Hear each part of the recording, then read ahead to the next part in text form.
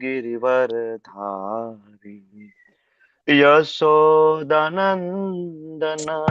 व्रज जन रंजन यमुना तीरवन चारी जय राधा माधव कुंज बिहारी गोपी जन वल्लभ गिरिवरधारी। હરે કૃષ્ણ, સ્વાગત છે તમારું બધાનું ઇસ્કોન મેંગલુરુ શ્રી શ્રી રાધા ગોવિંદ મંદિર કુલાઈ તરફથી. આજે આપણે બધા મળી રહ્યા છીએ લેવલ 2 એક્સપ્રેસ લેવલ 2 9મો અધ્યાય અને એના વિભાગ પહેલાની ચર્ચાઓ કરવા માટે શરૂઆત કરીશું. તમારી સાથે સ્લાઇડ શેર કરું છું અને આપણે સેશનની શરૂઆત કરીશું ભગવાન શ્રી શ્રી રાધા ગોવિંદજીના ચરણોમાં ખૂબ જ પ્રેમપૂર્વક ભાવપૂર્વકના મંગલાચરણ અર્પણ કરી અને આપણે આ સેશનની શરૂઆત કરીશું. Just a minute.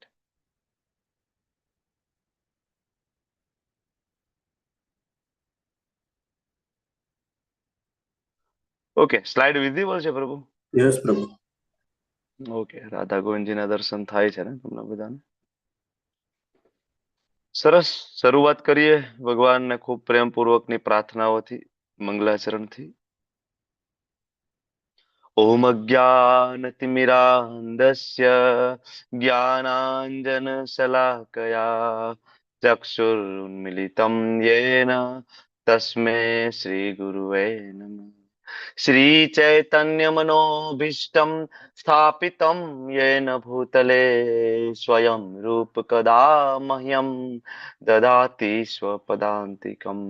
વંદેહમ Shri ગુરો શ્રીયુતાપદકમલમ Shri ગુરુન વૈષ્ણવાંશ્ચ Shri Roopam સાગ્રજાતમ સહગણ રઘુનાથાન્વિતમ તમ સજીવમ સાધ્વૈતમ સાવધૂતમ પરિજન સહિતમ કૃષ્ણ ચૈતન્ય દેવમ શ્રી રાધા કૃષ્ણ પાદાન સહગણ લલિતા શ્રી વિશાખાન્વિતાંશ્ચ.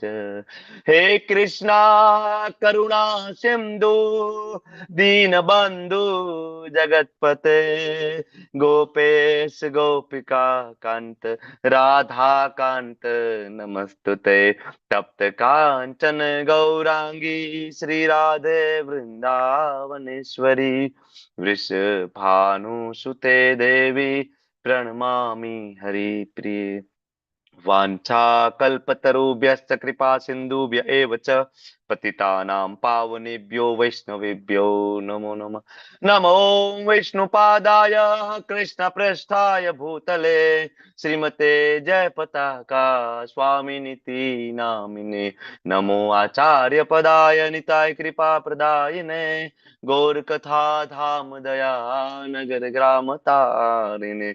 नमो विष्णुपादाय कृष्ण प्रेष्ठाय भूतले श्रीमते भक्ति वेदांत स्वामी निति नामिने.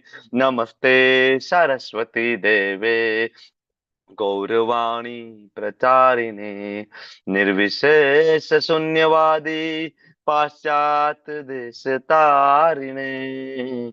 जय श्री कृष्ण चैतन्य प्रभु नित्यानंद श्री अद्वैत गदाधर श्रीवासादि गौर भक्त वृंद. हरे कृष्णा कृष्णा कृष्णा कृष्णा हरे हरे हरे राम हरे राम राम राम हरे हरे. हरे कृष्ण प्रभु. हरे પ્રભુજી ખૂબ ખૂબ હૃદયપૂર્વક નું સ્વાગત છે બધા જ વહાલા વૈષ્ણવ. હરે કૃષ્ણ પ્રભુજી. હરે કૃષ્ણ, વેલકમ. ખૂબ ખૂબ સ્વાગત છે. હરે કૃષ્ણ પાર્થ પ્રભુ ધર્મત પ્રણામ. Thank you so much for joining. Yes. હરે કૃષ્ણ વિમલા માતાજી, અમિત પ્રભુ, આરતી માતાજી, બેલા માતાજી, મને જે લોકો સ્ક્રીનમાં દેખાઈ રહ્યા છે. હરે કૃષ્ણ. હેમા માતાજી, ગુરુનાથ પ્રભુ, નયા માતાજી, રોશની માતાજી, વેલકમ. જંખના બારોટજી, સોહિની માતાજી, હર્ષા વૈદ્ય માતાજી, yes Hare thank you. Krishna પ્રભુજી, દંડવત હરે પ્રણામ. કૃષ્ણ વીર માતાજી, ડોક્ટર વંદિતાજી, રતિલાલ પ્રભુ, હરે ખૂબ ખૂબ કૃષ્ણ. ધન્યવાદ બધાનો આ સેશનમાં જોડાવા બદલ. શરૂઆત કરીશું આજે આપણે 9મા અધ્યાયની. તમે લોકો એક્સપ્રેસ લેવલ 2 માં 8 અધ્યાય ભણી ચૂક્યા છો અને આપણે એ પણ જોયું પેલા અધ્યાયમાં અર્જુનજી વિષાદમાં પડે, ઘણા બધા દલીલો પ્રશ્ન રજૂ કરે, પણ ભગવાન એ બધા પ્રશ્નોના જવાબ એક સાથે બીજા અધ્યાયની અંદર આપે. અર્જુનજી ફરીથી કન્ફ્યુઝનમાં થાય અને ત્રીજા અધ્યાયની શરૂઆતમાં અર્જુનજી પૂછે છે ભગવાન શું કરવાનું, જ્ઞાન યોગ કે કર્મયોગ? તો ભગવાન ત્રીજો અધ્યાય કર્મયોગ આપીને ચોથો અધ્યાય દિવ્ય જ્ઞાન આપે. અર્જુનજી પાછા કન્ફ્યુઝ થાય. 5મા અધ્યાયની શરૂઆતમાં ફરીથી અર્જુનજી ભગવાનને પૂછે ભગવાન ત્રીજો અધ્યાય કે ચોથો અધ્યાય, કર્મયોગ કે દિવ્ય જ્ઞાન?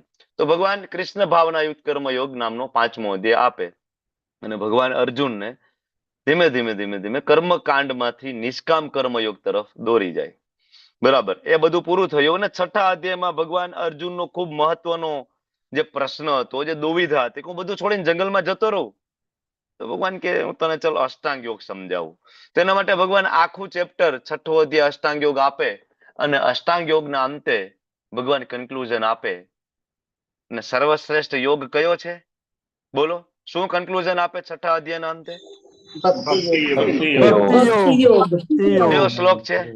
કયો શ્લોક છે કન્ક્લુઝન 6 ચેપ્ટરના અંતે? યોગી નામ અપી સર્વેષાં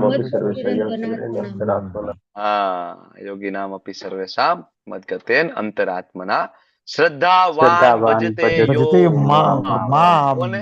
મામ, કૃષ્ણને મામ. શ્રદ્ધાપૂર્વક જે ભજે છે, જે પ્રેમ કરે છે, જે ભક્તિ કરે છે, બસ આ ઉત્તમ યોગી છે. તો આ કન્ક્લુઝન આપ્યું અષ્ટાંગ યોગ સમજાવીને, કર્મયોગના ચેપ્ટરો પૂર્ણ કરીને બીજા અધ્યાયમાં જ્ઞાન યોગ આપીને અલ્ટિમેટલી કન્ક્લુઝન આપી અને ભગવાન કહે છે કે ભાઈ ભક્તિ યોગ સર્વસ્વ. અચ્છા, તો ભક્તિ તો ત્યારે થાય કે જ્યારે તમે એને ઓળખતા હોય, ભગવાનને, ભગવાન સાથે પ્રેમ હોય ત્યારે. તો એના માટે ભગવાનને જાણવા પડે અને જાણવા માટે ભગવાન પોતાના વિશેનું જ્ઞાન આપવાની શરૂઆત કરે 7મા અધ્યાયથી. 7મા અધ્યાયમાં ભગવાન પોતાની શક્તિઓ વિશે વાત કરે ને ખૂબ જ મહત્વની 2 શક્તિની ચર્ચા 7મા અધ્યાયમાં થઈ. કઈ 2 શક્તિ? પરા અને અપરા. પરા અને અપરા. અને પરા અને અપરા. પરા અને અપરા. હા, હવે આ ભૌતિક જગત થી લઈ અને ભગવાનના વૈકુંઠ સુધીનું બધું આ 2 શક્તિની અંદર આમ તો આવી જાય. ભગવાને કહ્યું ભાઈ બધું આધ્યાત્મિક કે ભૌતિક જગત છે એ બધું આની અંદર આવી જાય. 2 શક્તિ, પરા અને અપરા. બરાબર, જે ખૂબ ભગવાન અનંત શક્તિઓના માલિક છે, એમાંની આ 2 મહત્વની શક્તિ છે, ખૂબ મહત્વની, પરા અને અપરા. અને એમાં પણ ભગવાને સર્વશ્રેષ્ઠ શક્તિ જે કહી એ પરા, જીવ તત્વ. આપણે આ બધી ચર્ચાઓ થતી હતી, ભગવાનને કેવી રીતના યાદ કરાય એ બધી જે ચર્ચાઓ ચાલતી હતી, એમાં 7મા અધ્યાયના અંતે ભગવાન જે શ્લોક થોડા બોલ્યા ને એમાં અર્જુનને થોડા પ્રશ્ન થયા અને અર્જુનને એમ થયું કે ભાઈ વચ્ચે પ્રશ્ન પૂછી લઉં. બરાબર ને? બ્રહ્મ એટલે શું? અધિભૂત એટલે શું? અધિયજ્ઞ એટલે શું? અધિદેવ એટલે શું? બરાબર ને? અને પ્રયાણ કાલે તમને યાદ કેવી રીતના કરાય અને એના માટેની પદ્ધતિઓ કઈ કઈ. તો આ બધી ચર્ચાઓ જે ચાલતી હતી ભગવાન વિશેના જ્ઞાનની, એમાં અર્જુનને વચ્ચે પ્રશ્ન થયા અને અર્જુનને વચ્ચે પ્રશ્ન પૂછ્યા. તો આ ભગવાન વિશેના જ્ઞાનમાં એક ડાયવર્ઝન આવ્યું, એનું નામ 8મો અધ્યાય. 8મો અધ્યાય ઇટ્સ અ ડાયવર્ઝન. 7મો અધ્યાય અને 9મો અધ્યાય કન્ટિન્યુટી છે. 8મો અધ્યાય છે અર્જુનજીના પ્રશ્ન પૂછવાના કારણે ભગવાને એક ચેપ્ટર એને વચ્ચે આપ્યું અને એ અક્ષર બ્રહ્મ યોગ, જે તમે લોકો ગઈકાલે જે ફિનિશ કર્યું તમે લોકોએ 8મો અધ્યાય અક્ષર બ્રહ્મ યોગ, ખૂબ જ મહત્વનો અધ્યાય હતો. બરાબર ને? મૃત્યુનું સાયન્સ, કે ખરેખર શું કરવાનું માણસોને ખબર જ નથી. જો બરાબર, માણસો રિટાયર્ડ થઈ જાય ને 58 વર્ષે પછી પણ પાછી જોબ શોધતા હોય છે. ફરીથી હાફ સેલરીમાં કોઈ બરાબર રાખી લે તો પણ જોબ કરે. તમે જોયું છે ને તમારી આસપાસ આવા બધા માણસો 70 વર્ષ. એમાં ખાસ તો અમારા ડોક્ટરોને બહુ લાગુ પડે. અમારા ડોક્ટરો જીવે ત્યાં સુધી પ્રેક્ટિસ કરે. બરાબર, મોઢાના દાંત પડી ગયા હોય, માથાના વાળ જતા રહ્યા હોય તો પ્રેક્ટિસ તો ચાલુ જ હોય. અમારા ગામમાં એવા એક ડોક્ટર હતા જેની ઉંમર લગભગ 95 યર્સ ઓલ્ડ. હવે છેલ્લે ડોક્ટર ઇન્જેક્શન આપે તો હાથ આમ ધ્રુજે. આમ ઇન્જેક્શન લઈને આવતા હોય તો આમાં ખબર નહીં પેશન્ટ ને કેમ વિશ્વાસ હશે કે આ ઇન્જેક્શન યોગ્ય જગ્યાએ જ આપશે. ઇન્જેક્શન લઈને આવે તો એમ હાથ ધ્રુજતો હોય ત્યાં સુધી એને કમાઈ જ લેવું જ. બોલો, એને ખબર જ નથી પડતી કે આના સિવાયની કઈક બીજી વસ્તુ છે. કેટલા પૈસા ભેગા કરશો તમે, કેટલા? બરાબર. ક્યારેક તો એવો વિચાર આવે ને કે આ મનુષ્ય જન્મનો ઉદ્દેશ્ય શું? તો એ ઉદ્દેશ્ય માટે 8મો અધ્યાય આપણને આપ્યો અને પૂરો કરીને ભગવાન ફરીથી મૂળ ટ્રેક ઉપર આવે એટલે 9મો અધ્યાય. બરાબર. તો 8મા અધ્યાયમાં પણ ભગવાને કહ્યું, 8મો અધ્યાય પૂર્ણ થયો ને ત્યારે ભગવાને વેદે શું, યજ્ઞે શું, દાને શું, આ જે શ્લોક આવ્યો 8મા અધ્યાયના અંતે જ આવે ને. બરાબર. તો ભગવાને કહ્યું કે આ બધું કરવાથી એના કરતા એક ભક્તિયોગ એવો છે કે કોમ્બો પેક છે. કોઈ એક કરી લે તેમાં બધું આવી જાય, અલગ અલગ કઈ માથાકૂટ કરવાની જરૂર નથી. એટલે ફરીથી ભગવાને કન્ક્લુઝન આપ્યું કે ભક્તિયોગ શ્રેષ્ઠ છે. જેવું 6થા અધ્યાયના અંતે આપ્યું, 7મો અધ્યાયના અંતે, 8મા અધ્યાયના અંતે. બરાબર. અનન્ય ભક્તિયોગ આપણને સમજાવો. અચ્છા, એ અનન્ય ભક્તિયોગમાં કઈ રીતના આગળ વધવું ને એ આપણે આજના ચેપ્ટરમાં જોઈશું આપણે. બરાબર. 9મો અધ્યાય. અને મેં તમને જે સમજાવ્યું એ કે અધ્યાય 7મો અને 9મો એ સમાન છે, જે તમે ચાર્ટમાં જોવો છો. 8મો અધ્યાય છે ડાયવર્ઝન. એ વાતચીતમાં એક સાઈડના મુદ્દા તરીકે ભગવાને અર્જુનને સમજાવ્યું છે. ઓકે.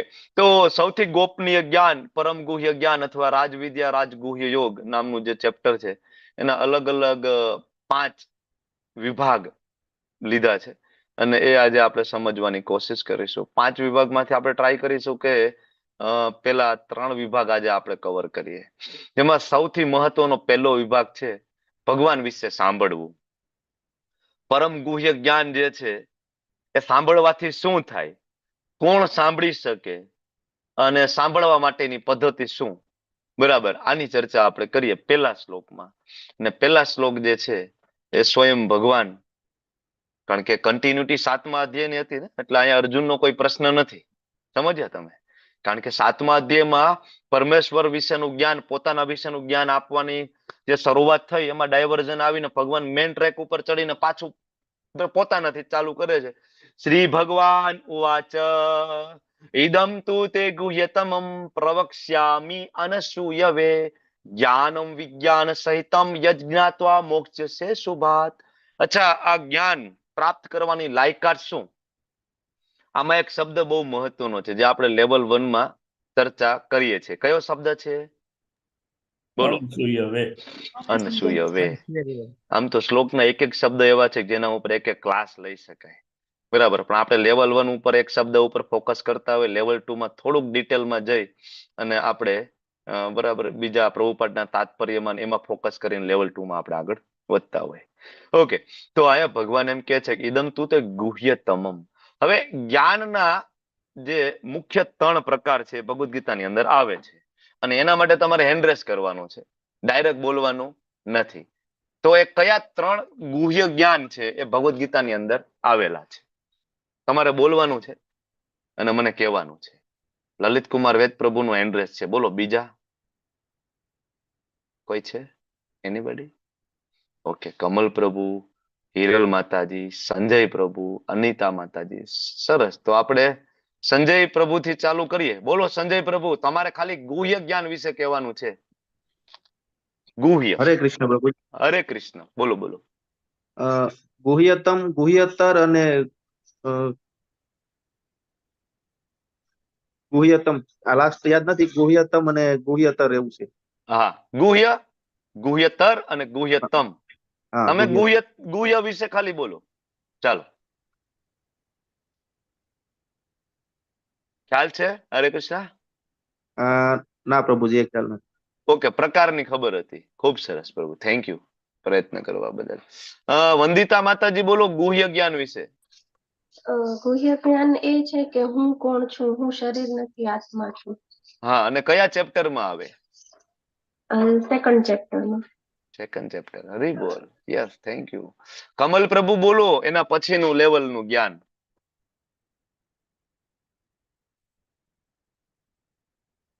હરે કૃષ્ણ. કમલ પ્રભુ. ઓકે. સુલોચના માતાજી બોલો. ચલો સુલોચના માતાજી. હરે કૃષ્ણ પ્રભુજી. હરે કૃષ્ણ. બીજા લેવલ નું બોલો. બીજું, ભગવાન અને મારામાં શું સંબંધ છે, ઓકે અથવા હું ભગવાનનો દાસ છું? ઓકે, હરે કૃષ્ણ. બરાબર છે લલિત કુમાર વેદ પ્રભુ.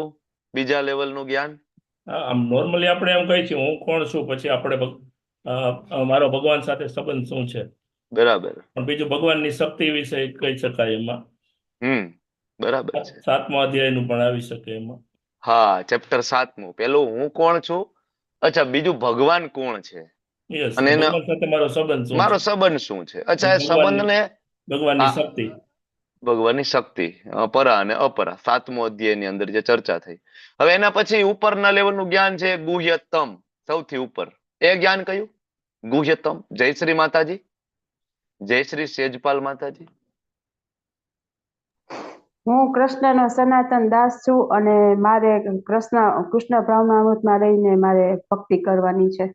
જે આ ઓકે, મુખ્ય હેતુ આ સંસારમાં એવા છે એ પાર પાડવાનો છે. રી બોલ. કયા ચેપ્ટરમાં આવશે આના વિશે? બોલો, કોઈ પણ બોલો. ગુહ્યતમ જ્ઞાન અક્ષર બ્રહ્મ યોગ. ગુહ્યતમ જ્ઞાન આજના ચેપ્ટરમાં. ભગવાને કીધું ને, ઇદમ તુ તે ગુહ્યતમમ. શ્લોકમાં તો કે છે ભગવાન ગુહ્યતમમ. હવે અર્જુન હું તને ગુહ્યતમ જ્ઞાન આપું છું. ગુહ્ય આપી દીધું, ગુહ્યતર આપી દીધું, હવે હું તને ગુહ્યતમમ.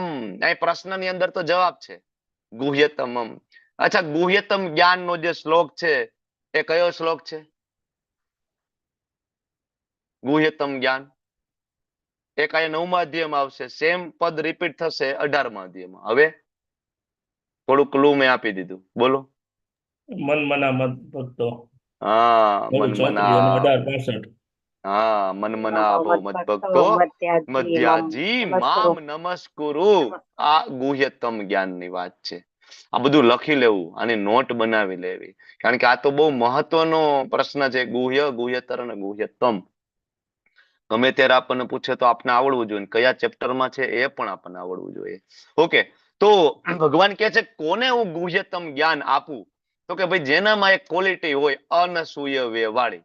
અનસૂયવ્ય એટલે શું? તો કે ભાઈ ઈર્ષા, ભગવાનની ઈર્ષા ના કરતા હોય એને આ ગુહ્યતમ જ્ઞાન મળે. બરાબર. તો ભગવાન અર્જુનને સર્ટિફિકેટ આપે કે અર્જુન તું કદી મારી ઈર્ષા કરતો નથી. તો આનું ઊંધું વિચારીએ તો આપણે ભગવાનની ઈર્ષા કરીએ છીએ. એટલા માટે આપણો આ જન્મ છે. આપણો જે પ્રશ્ન હોય ને કે મારો આ જગતમાં જન્મ શું કામ, હું આ શું કામ છું, એનો પ્રશ્ન આની અંદર છુપાયેલો છે. કારણ કે આપણે ભગવાનની ઈર્ષા કરીએ. શું ઈર્ષા છે આપણને ભગવાનથી? શું ઈર્ષા છે? તો કે ભગવાન તમે એક જ ભોગતા છો, હું ભોગતા નહીં. તમે એક જ એન્જોયર છો, કંટ્રોલર છો, હું કંટ્રોલર નહીં. આ જે ઈર્ષા કરી અને જ આ ભૌતિક જગતનું નિર્માણ થયું અને આપણે આ બધા જગતમાં આવ્યા અને આપણે પણ બધા નાના નાના ભોગતા બન્યા ને. આપણે આપણા ઘરના નાના નાના ભગવાન છીએ ને. થોડો થોડો કંટ્રોલ આપણા હાથમાં છે. આપણી ઈચ્છા મુજબ આપણે બધું કરવા માંગીએ છીએ, બરાબર ને? તો આ ઈર્ષા છે ભગવાન પ્રત્યેની. અને ભગવાન અર્જુનને કહે છે તું મારી ઈર્ષા નથી કરતો, કારણ કે તું મારો સંપૂર્ણ શરણાગત છે. તેથી હું તને પરમ ગુહ્ય જ્ઞાન કહીશ અને આ જ્ઞાન પ્રવક્ષ્યામિ, હું તને કહીશ, બરાબર. અને આ સાંભળીને શું થશે? જો ખરેખર જ્ઞાન હોય ને, જ્ઞાન એ પ્રાપ્ત થવાથી શું થવું જોઈએ? તો કે ભૌતિક અસ્તિત્વના સર્વ ક્લેશોમાંથી મુક્ત થઈ અને પરમ આનંદ પ્રાપ્ત થાય, એને કહેવાય જ્ઞાન. બરાબર. તો આજે આપણે જેને જ્ઞાન કહીએ છીએ, જ્ઞાન પ્રાપ્ત કરવાથી શું આપણને પરમ આનંદ પ્રાપ્ત થાય? પીએચડી કરી લઈએ, ડોક્ટર બની લઈએ, એન્જિનિયર બની ગયા પછી આપણને એવો કઈ પરમ આનંદ પ્રાપ્ત થાય છે? બરાબર ને? તો એ જ્ઞાનની વ્યાખ્યામાં ખરેખર આવતું નથી. ખરેખર જ્ઞાન તો એને કહેવાય જેના દ્વારા બરાબર મોક્ષ છે અશુભાત થાય, સર્વ ક્લેશોમાંથી મુક્ત થાય. બરાબર. તો જ્ઞાન દ્વારા શું મળશે? જ્ઞાનની લાયકાત શું છે? બરાબર. ઘણા બધા એમ કે ને, અરે ભાઈ અમે નથી માનતા તમારા કૃષ્ણને, અમને ખબર છે તમારા કૃષ્ણ કેવા છે, રાસલીલા કરતા, ચોરી કરીને ખાવાનું નથી માનતા. આ બધા કેવા છે? ભગવાનની ઈર્ષા કરનારા. બીજા એક નિરાકારવાદી, ભગવાનના રૂપથી ઈર્ષા કરે છે. ભગવાન નિરાકાર છે, એનો કોઈ આકાર નથી. એનો પોતાનો આકાર છે, એના પપ્પાનો આકાર છે, એના દાદાનો આકાર છે. મોટી મોટી મૂછું છે, દાઢી છે, ફોટામાં બેઠા છે. પરદાદા મોટી મોટી પાઘડી પહેરીને બેઠા, એનો આકાર છે. અચ્છા, પરમ પિતા એનો આકાર નથી. બસ મારા પપ્પા, એના દાદા. હવે આવું તો લોજિકલી તમે વિચાર કરો ને તો પણ તમે વિચાર કરો કે એક આકાર વસ્તુ હોય, સાકાર હોય, એમાંથી બીજો આકાર પ્રગટ થઈ શકે. તમે દુનિયામાં એક એવી વસ્તુ જોઈ છે કે જે પેલા એનો કોઈ આકાર નહોતો, નિરાકાર હતો, ને પછી એમાંથી આકાર પ્રગટ થયો? એકેય વસ્તુનું તમે મને ઉદાહરણ આપી શકતા હોય તો તમે હેન્ડરેસ કરી શકો છો કે પેલા કોઈ આકાર જ નહોતો. ઘરમાં ફર્નિચર લાકડાનું છે, પેલા એનો આકાર હતો, વૃક્ષ સ્વરૂપે હતું એ, બરાબર ને? પછી એ તમારા ઘરમાં ફર્નિચર બનીને આવ્યું. કંઈક તો પેલા આકાર હતો એનું. નિરાકરવાદી એવું માને છે કે ના, પેલા કોઈ આકાર હતો ને એમાંથી પછી સાકાર આવ્યું. આવી ફિલોસોફી છે. તો આ પણ ભગવાનની એક પ્રકારની ઈર્ષા છે, બરાબર? તો ભગવાન એવું કહે છે કે આવા ઈર્ષા કરનારા ક્યારેય ભગવાન નું જે પરમ ગુહ્ય જ્ઞાન એ જાણી શકતા નથી, એટલે એ ક્યારેય ક્લેશોમાંથી મુક્ત નથી થઈ શકતા. જો સંસાર છૂટી જાય, બધું છૂટી જાય, છેલ્લે કામમાં ફસાઈ જાય, ક્રોધમાં ફસાઈ જાય, પતન થઈ જાય ને. કારણ કે ભૌતિક ક્લેશો એ છોડી શકતા નથી એને. ઓકે, એટલે શું કામ ભગવદ્ ગીતા વાંચવાની? બરાબર, કારણ કે આ ક્લેશોમાંથી મુક્ત થવું હોય તો ધીમે ધીમે ભગવદ્ ગીતા વાંચતા જઈએ તો આપણે ઈર્ષામાંથી મુક્ત થાય. મેં તમને જે વાત કરી એ ગોપનીય જ્ઞાન, વધુ ગોપનીય જ્ઞાન અને સૌથી વધુ ગોપનીય જ્ઞાન, ગુહ્યતર અને ગુહ્યતમ, અને આ જાણવાની લાયકાત. ઓકે, હવે એ લાયકાત અનસૂયવે અને મેળવવાનું સાધન છે શ્રવણ, સાંભળવું, અને ફાયદો છે મુશ્કેલીઓમાંથી મુક્ત થવું. શ્રવણ, નવધા ભક્તિનું જે પ્રથમ પગથિયું છે એ પણ શ્રવણ છે. તમને બધાને ખ્યાલ છે. શ્રવણમ કીર્તનમ વિષ્ણુ સ્મરણમ પાદ સેવનમ અર્ચનમ વંદનમ દાસ્યમ સખ્યમ આત્મ નિવેદનમ. સૌથી પહેલું પગથિયું શ્રવણ, સાંભળવાથી. બરાબર, કળિયુગની અંદર ભગવાનના દર્શન છે ને કાનથી થાય. સંતો આચાર્યો આપણને એવું સમજાવે. આંખથી દર્શન કરવા એ આપણા માટે બહુ અઘરું છે, પણ ભગવાનના દર્શન કળિયુગમાં કાનથી થાય, સાંભળવાથી થાય. જેમ જેમ જેમ જેમ તમે સાંભળો એમ ભગવાનના આપણને દર્શન થાય, કાનથી થાય. એટલે શ્રવણનું ખૂબ મહત્વ છે. એટલે આ શ્લોકની અંદર ભગવાને સાધન સૂચવ્યું છે કે જે સાધન દ્વારા મોક્ષ છે અશુભાત થાય, જે સાધન દ્વારા પરમ ગુહ્ય જ્ઞાનની પ્રાપ્તિ થાય. બીજા શ્લોકની અંદર ભગવાન આ જે જ્ઞાન છે, ચેપ્ટર છે, એના મહિમા વિશે ભગવાન કહી રહ્યા છે. અને ભગવાન કહે છે રાજ વિદ્યા. આ જ્ઞાન કેવું છે? રાજ વિદ્યા. રાજાઓને પ્રાપ્ત થાય ને એવું આ જ્ઞાન છે. તો આવું વિચારીએ ને તો નથી મારી બોલવાની લાયકાત, મને ખબર નથી કે તમારી લાયકાત છે કે નહીં, પણ નથી આ સાંભળવાની આપણી લાયકાત. લાગે છે એવું કે ભાગવતમ, ભગવદ્ ગીતા એ સમજવાની, સાંભળવાની આપણી કોઈ લાયકાત છે ને આપણા કઈ એવા કર્મ છે કે આપણને પ્રભુપાદ જેવા ભગવાનના શુદ્ધ ભક્ત દ્વારા આપણને આ જ્ઞાન પ્રાપ્ત થાય એવી આપણી કોઈ લાયકાત છે? કોઈ લાયકાત નથી. બરાબર, રાજાઓને પ્રાપ્ત થાય. આગળ ચોથા અધ્યાયમાં આવ્યું હતું રાજર્ષિ, રાજા અને ઋષિઓને પ્રાપ્ત થાય એવું આ જ્ઞાન છે ને તમને ને મને મળે છે. આપણા બાપ દાદાઓ બહુ મહેનત કરીને ગયા છે, ખેતી કરીને ગયા છે, એટલે આપણે સીધી હવે કેરી જ ખાવાની છે.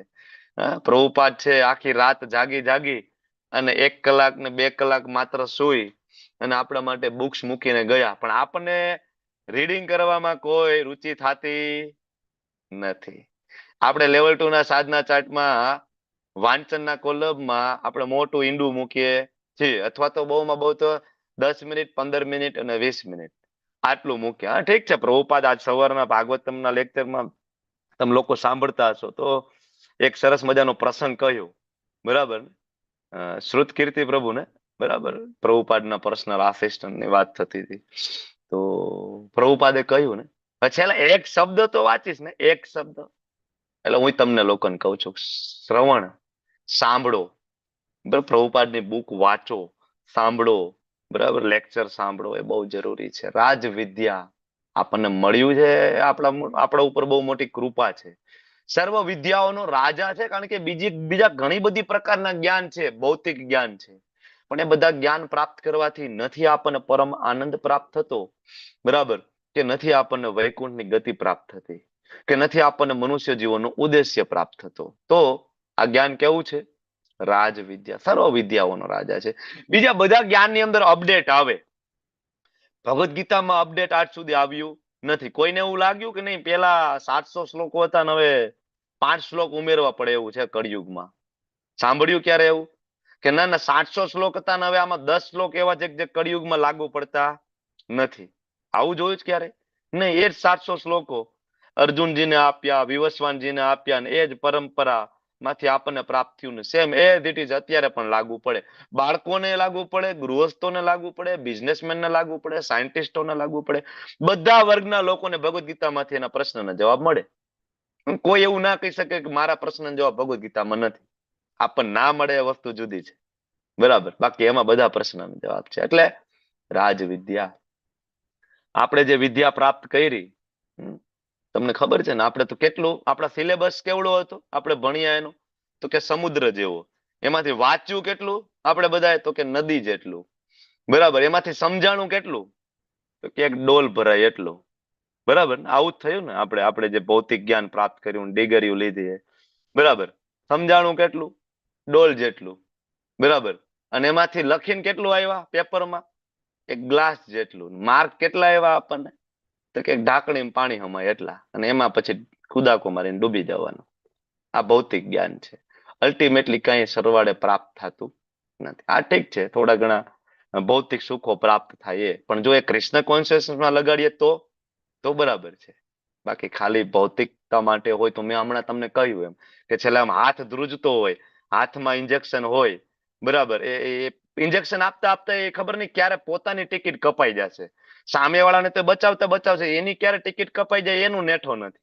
કારણ કે હાથમાં હવે એના હાથ જ ધ્રુજતા હોય ઇન્જેક્શન આપવા, તો એને લડી લેવું હોય છેલ્લે સુધી. રાજવિદ્યા, રાજગુહ્યમ, સિક્રેટ છે, બધા માટે નથી.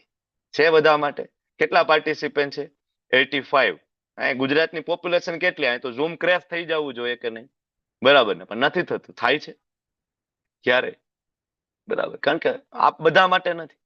લેવલ 2 બધા માટે નથી. લેવલ 1 માં કેટલા પાર્ટિસિપન્ટ આવે, એમાંથી લેવલ 2 માં કેટલા આવે, ને લેવલ 2 માં આવીને કન્ટિન્યુટી જાળવે એવા કેટલા? આંગળીના વેઢે ગણાય એવા ને. તમે બધા વિરલાઓ છો, બરાબર. વારંવાર લેવલ 2, 3 ભક્તિ શાસ્ત્રીમાં આવે એવા કેટલા? અને ભક્તિ શાસ્ત્રીમાં આવીને કન્ટિન્યુટી જાળવે એવા કેટલા? બરાબર ને?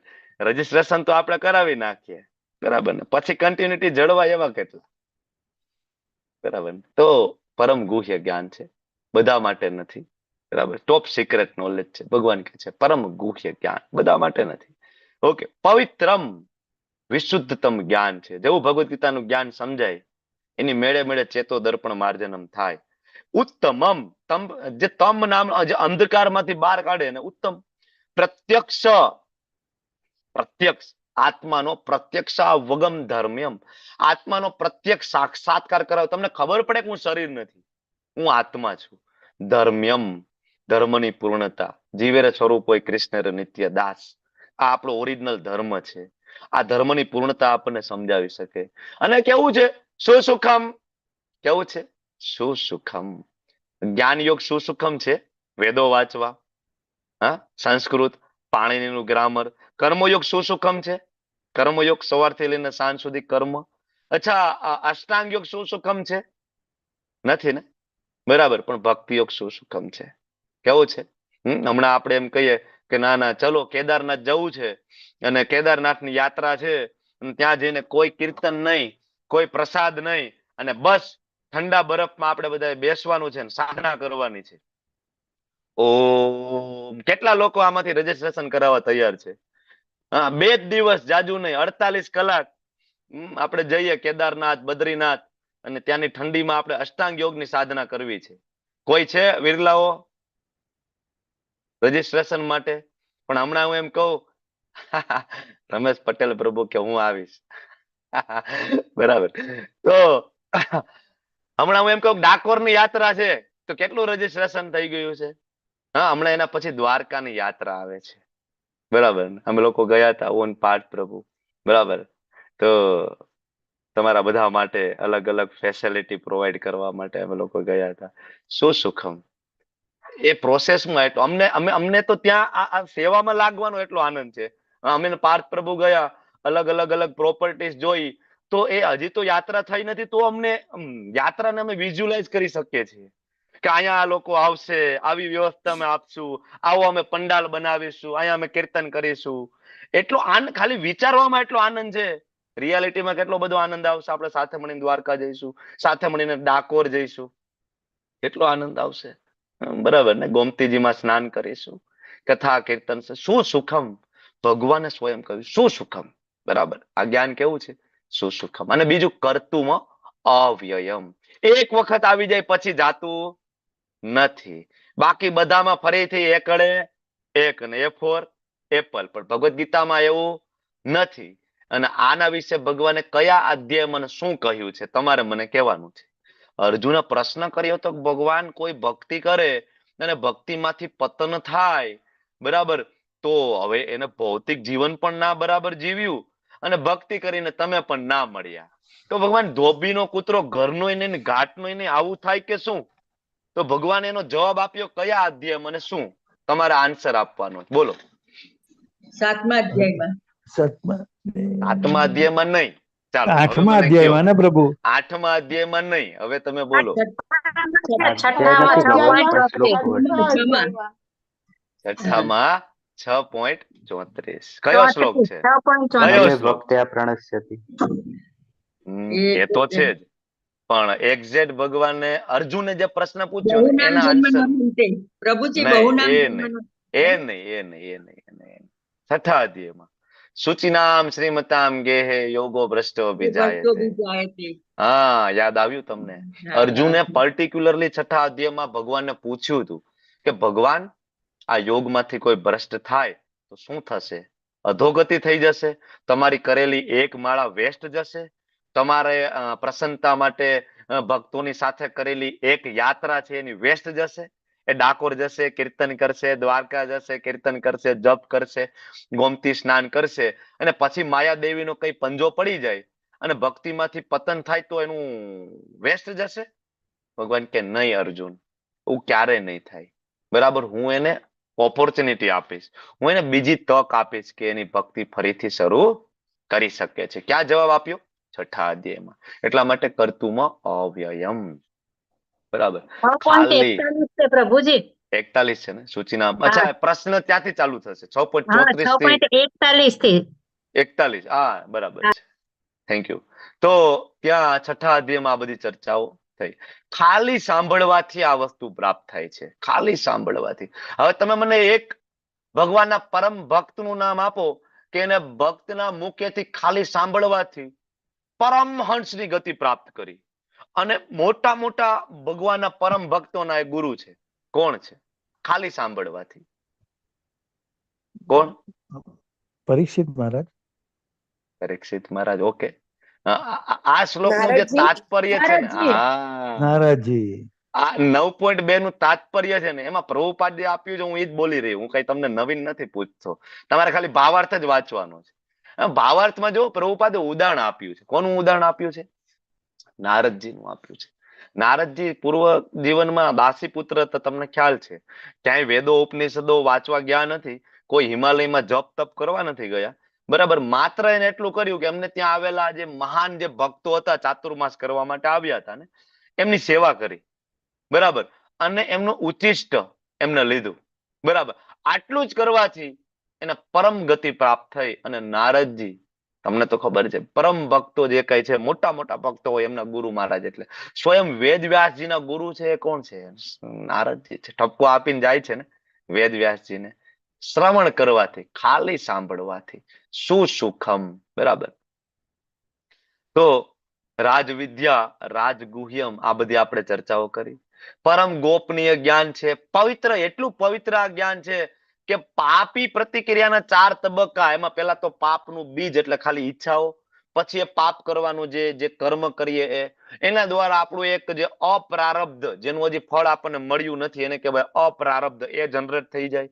અને આ પાપ કર્મ કરવાથી એક પ્રકારની હેબિટ પડી જાય, એને કહેવાય કુટુંબ, સ્વભાવ. આ 4 વસ્તુ છે એ આપણને નરકની યાતનાઓ ભોગવવા માટે આગળ મોકલે છે. અને ભગવાન એમ કે છે કે આ 4 તબક્કા જે છે ને એનો નાશ કરી નાખે ને, એનું નામ પવિત્રમ ઇદમ ઉત્તમમ. એવું જ્ઞાન છે. બરાબર, એવું જ્ઞાન છે. પરમ ગોપનીય છે, બધા માટે નથી. લાયકાતની વાત થઈ, ધર્મની પૂર્ણતા, સુખમ, અવ્યય, આ બધી ચર્ચાઓ થઈ. આગળ હવે આટલી બધી વાત થાય અને આટલું સુસુખમ છે તો બધા ભક્તિ કરતા હશે ને? જો તમે આજુબાજુ બધા ભક્તિ કરે છે, બરાબર કરે છે બધા? નથી કરતા, બરાબર. એટલે ભગવાન એમ કે છે અશ્રદ્ધાના પુરુષા ધર્મસ્યાસ્ય પરંતપ અપ્રાપ્ય મામ નિવર્તન્તે મૃત્યુ સંસાર વર્તમની. બરાબર. હે શત્રુ વિજેતા, જે મનુષ્યોને ભક્તિમાં શ્રદ્ધા નથી, જે મનુષ્યને મારામાં શ્રદ્ધા નથી, બરાબર, શું ગતિ થાય? અપ્રાપ્ય મામ, મને નહીં પ્રાપ્ત કરી શકે, ક્યારેય વૈકુંઠ નહીં મળે, ક્યારેય મનુષ્ય જીવનનો ઉદ્દેશ્ય એને નહીં સમજે. અપ્રાપ્ય મામ, મને નહીં પ્રાપ્ત કરી શકે, બરાબર. અને મૃત્યુ સંસાર વર્તમની. ઠીક છે, ચાલો કૃષ્ણ ના મળીએ તો ભૌતિક જગતમાં તો મજા કરીશું. અરે ભગવાન કે જન્મ મરણના માર્ગે વારંવાર ક્યારેક કીડી બનશો, મકોડા બનશો, ક્યારેક ઓલો મળના જીવડા બનશો. ક્યાં સુધી? સતત સાયકલ કોઈ દી પૂરી થતી નથી. એટલે સૌથી ઇમ્પોર્ટન્ટ વસ્તુ છે શ્રદ્ધા. તમારા બધામાં શ્રદ્ધા છે એટલે તમે લોકો અત્યારે અહીં જોડાયા છો. પેલું પગથિયું તમારા બધાનું ક્લિયર છે, શ્રદ્ધા. શ્રદ્ધા ના હોય તો અહીંયા જોડાવું, લેવલ 2 એક્સપ્રેસ કરવું એ બહુ અઘરું છે, બરાબર ને? શ્રદ્ધા બહુ જરૂરી છે. શ્રદ્ધા ના હોય તો શંકાઓ આવે, ડાઉટ આવે, અને એ ડાઉટ છે પાછું શ્રદ્ધાનો, થોડી ઘણી શ્રદ્ધા હોય ને એમાંય શંકા હોય તો નાશ કરી નાખે. શ્રદ્ધા બહુ જરૂરી છે, બરાબર.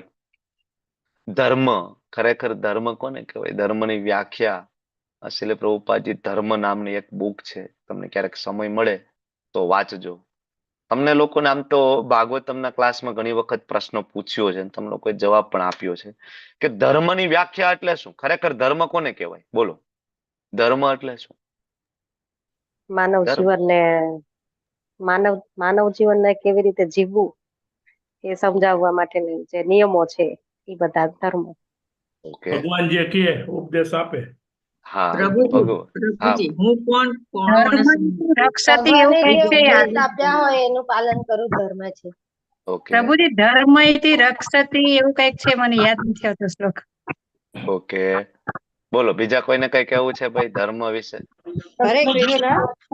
ભગવાનના આદેશોનું પાલન કરવું, શાસ્ત્રનું પાલન, શાસ્ત્રનું પાલન, આદેશોનું પાલન, એને ધર્મ કહેવાય. ઓકે, બોલો બીજા કોઈને કઈ કહેવું છે? પ્રભુજી, જ્યારે પ્રભુપાદના રસ્તે ચાલ્યા છે, જે બતાવે છે એ રીતે ચાલવું, એનું નામ ધર્મ. અનુકરણ, ભગવાનનું. હરે કૃષ્ણ પ્રભુજી, ધર્મ તું સાક્ષાત. હા, કોણ બોલતું તું એ? સરસ. ધર્મ તું, ધર્મ તું સાક્ષાત ભગવત પ્રણીતો. મૌલી બોલું છું પ્રભુજી. મૌલી માતાજી. મારે આ બધાના જવાબ સાચા છે, પણ આ એક નાનું એવું સેન્ટેન્સ જે શ્રીમદ ભાગવતમ સ્કંદ 6 અને એના એક શ્લોકનું એક પદ છે, ધર્મ તું સાક્ષાત ભગવત પ્રણીતમ. ધર્મ એટલે એવું કઈ નથી કોઈ માણસે બનાવી નાખ્યો છે. ધર્મની ખૂબ સરળ વ્યાખ્યા છે આની અંદર. ધર્મ તું સાક્ષાત ભગવત પ્રણીતમ, ભગવાને પોતે ધર્મ બનાવ્યો છે ને, એટલે મતલબ ભગવાન જે બોલે છે એ ધર્મ છે. ભગવાન ક્યાં આવીને બોલે છે? તમારા કાનમાં આવીને કહે છે? ભગવાન ક્યાં આપ્યું ધર્મ વિશે? ભગવદ ગીતામાં બોલે છે. હા, ભગવદ ગીતામાં જે આપ્યું છે ધર્મ છે. ભગવદ ગીતાના એક એક શ્લોકને જીવનમાં ઉતારવા એ ધર્મ છે, બરાબર. ધર્મ તું સાક્ષાત ભગવત પ્રણીતમ. અને બીજું પ્રભુપાદે શ્રીમદ ભાગવતમ સ્કંદ 1 એમાંથી એક સરસ મજાનો શ્લોક લીધો છે, બરાબર. અને એમાં એકદમ ક્લિયર કટ ધર્મની વ્યાખ્યા છે, બરાબર. તમે જો તમારી સામે શ્લોક છે 1.2.6. ધર્મ તું સ્તવે પુંસા પરો ધર્મ યતોર ભક્તિર અધોક્ષજે. અધોક્ષજ, અધોક્ષજ એટલે કોણ? અધોક્ષજ એટલે અધોક્ષજ એટલે કોણ? અધોક્ષજ એટલે કૃષ્ણ. કેમ સાયલન્ટ છો? બોલો. હા, મંત્રમાં એક અધોક્ષજાય નમઃ આવે છે. હા, અધોક્ષજાય નમઃ આવે છે ને. 24 આચમન તમે કરો ને એમાં પણ આવે, બરાબર. 24 આચમન. તો અધોક્ષજ એટલે ભગવાન કૃષ્ણ પોતે, અને એની ભક્તિ સવે પુંસા પરો ધર્મ. પરમ ધર્મ કયો છે? તો કે યતોર ભક્તિ અધોક્ષજે. કૃષ્ણની ભક્તિ એ જ ધર્મ છે, સૌથી ઉપરનો. બીજો પણ એક શ્લોક છે કે પોતાની સ્થિતિ પ્રમાણે જે વ્યાવસાયિક જે પ્રવૃત્તિમાં રોકાયેલો હોય, જે પ્રવૃત્તિ જે કરતો હોય, અને એમાં ભગવાનના જે સંદેશા પ્રત્યે આકર્ષણ જો જાગૃત ના કરે તો નિરર્થક શ્રમ છે, ખાલી વેસ્ટ ઓફ ટાઈમ છે, બરાબર. તો આ જે શ્રદ્ધા બરાબર, ભગવાનના શબ્દોમાં, ભગવાને આપેલા જે ધર્મમાં, એમાં 3 પ્રકારના લેવલના માણસો એની અંદર આવતા હોય છે. પેલા પ્રકારના એવા છે કે કંઈક સ્વાર્થ માટે આવે, બરાબર, ભક્તિમાં આવે એટલી બધી શ્રદ્ધા નથી પણ કંઈક હેતુ છે, આર્થિક લાભ છે, મળી જાય એટલે ભાગી જાય. ત્રીજા લેવલની કેટેગરી. બીજા લેવલની કેટેગરી એ છે કે એમાં વિશ્વાસ છે પણ શાસ્ત્રનું જ્ઞાન નથી. શાસ્ત્રનું જ્ઞાન નથી એટલે એનું પતન થવાના ચાન્સીસ પૂરેપૂરા છે, બરાબર. અને ત્રીજા લેવલની કેટેગરી એવી છે કે જેને ભક્તિ શાસ્ત્રનું જ્ઞાન છે, શ્રદ્ધા પણ છે, અને આ ટાઈપના જે ભક્ત છે એને જનરલી કોઈ ભક્તિમાંથી પતન થાય એવા ચાન્સીસ બહુ રેર હોય છે, બહુ જ રેર હોય છે. એટલા માટે તમને બધાને કીધું ભક્તિ શાસ્ત્રી કરવું જોઈએ. કહ્યું તું ને, ભક્તિ શાસ્ત્રનું જ્ઞાન, ભક્તિ શાસ્ત્રી કરો, બરાબર. ઘણા બધા રજીસ્ટ્રેશન કરાવ્યું છે અને સરસ આપણે નવી બેચ સ્ટાર્ટ પણ કરી છે, બરાબર. ખૂબ જ ખંતથી અને ખૂબ દ્રઢ નિશ્ચયપૂર્વક ભક્તિ શાસ્ત્રી કરો, પૂર્ણ કરો. એનો ફાયદો શું થશે ભક્તિ શાસ્ત્રી કરવાથી? તો કે પ્રથમ સ્તરનું જે લેવલ છે ને એ લેવલ આપણને ધીમે ધીમે પ્રાપ્ત થશે. કારણ કે ભગવાને ભગવદ ગીતામાં વારંવાર કીધું યતંતશ્ચ દ્રઢ વ્રત, આગળ આવશે. અને મને તત્વતઃ જાણો, બરાબર. જન્મ કર્મ ચમે દિવ્યમ એવમ યો વેત્તિ તત્વતઃ. તત્વતઃ જાણવા માટે ભક્તિ શાસ્ત્રી કરવું પડશે. લેવલ 1 2 3 4 એના માટે છે, બરાબર. જેનાથી ધીમે ધીમે આપણે લેવલ 1 કેટેગરીની શ્રદ્ધા આપણામાં ડેવલપ થાય. ઓકે, તો આ થયું પેલો વિભાગ. હવે બીજા વિભાગના જે શ્લોકો છે, બરાબર, એ શ્લોકો અચિંત્ય ભેદાભેદના શ્લોકો કહેવાય. અને એમાં ભગવાન જે છે એ પોતાની શક્તિઓ વિશે વાત કરે છે. અને ત્યાં ભગવાન કહે છે કે સમગ્ર જગત મારા વડે, મારા અવ્યક્ત રૂપમાં વ્યાપ્ત છે. સર્વ જીવો મારામાં છે પરંતુ હું તેમનામાં નથી. ભગવાને પહેલા તો એવું કહ્યું હતું કે હું બધામાં છું, પણ અહીંયા ભગવાન એમ કહે છે કે હું તેમનામાં નથી, બરાબર. કહેવાનો મતલબ એવો છે કે હું તેમનામાં નથી, મતલબ ભગવાનને ડાયરેક્ટલી ઇન્વોલ્વ થવાની જરૂર નથી. આપણા હૃદયમાં પણ ભગવાન બિરાજે છે, પણ એ ભગવાનનું કયું સ્વરૂપ છે? કયું સ્વરૂપ છે? કોણ કહે છે? પરમાત્મા તરીકે શિરોદક્ષાય વિષ્ણુ, ચતુર્ભુજ નારાયણ, બરાબર, આ સ્વરૂપે. પણ દ્વિભુજ શ્યામ સુંદર મુરલી મનોહર સ્વરૂપ ભગવાનનું ક્યાં બિરાજમાન છે? એટલે ભગવાન એમ કે છે કે સર્વ જીવો મારામાં છે પરંતુ હું તેમનામાં નથી. કારણ કે ભગવાનનો જે એક વિસ્તાર છે મહાવિષ્ણુ, જેના દરેક રોમ રોમ માંથી અનંત બ્રહ્માંડોની ઉત્પત્તિ થાય અને એક બ્રહ્માંડમાં પણ ગર્ભોદક્ષાય વિષ્ણુ પ્રવેશ કરે, બરાબર. અને એક એક જે બ્રહ્માંડના એક એક લોકમાં શિરોદક્ષાય વિષ્ણુ પ્રવેશ કરે, કણ કણની અંદર. તો ભગવાનની અંદર બધું જ, બરાબર, ભગવાનના ઉદરની અંદર અનંત બ્રહ્માંડો રમી રહ્યા છે.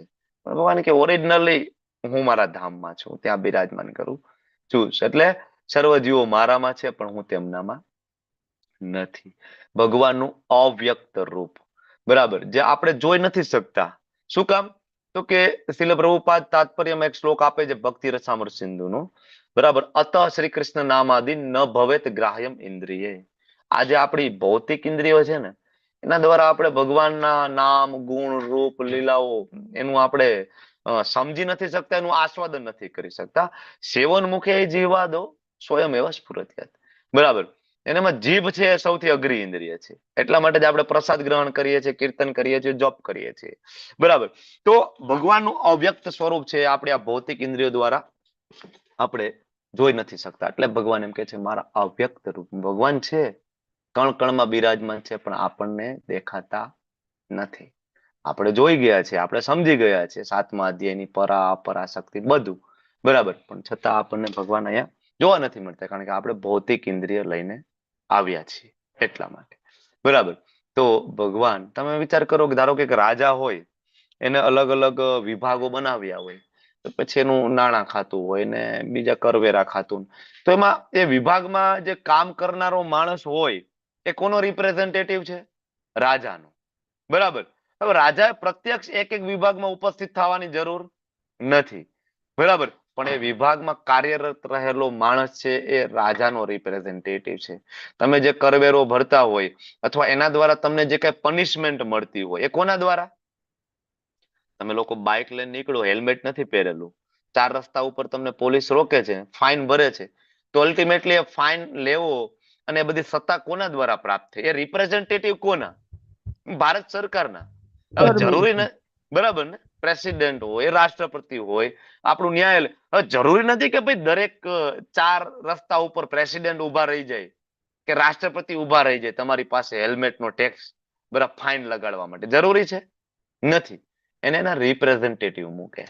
સેમ ભગવાન એ કહી રહ્યા છે સર્વ જીવો મારામાં છે, હું એમનામાં નથી. મારે એક એક જગ્યાએ ઉપસ્થિત રહેવાની જરૂર નથી. ભગવાન કહે છે મારી શક્તિ, મારા વિસ્તાર, મારા એક્સપાન્શન, મારા અંશો, મારા અવતારો, બરાબર, મારા પૂર્ણ અવતાર, અંશ અવતાર, આના દ્વારા બધું આ કાર્યરત થાય છે. હું પોતે ગોલોક વૃંદાવન ધામમાં બિરાજમાન છું.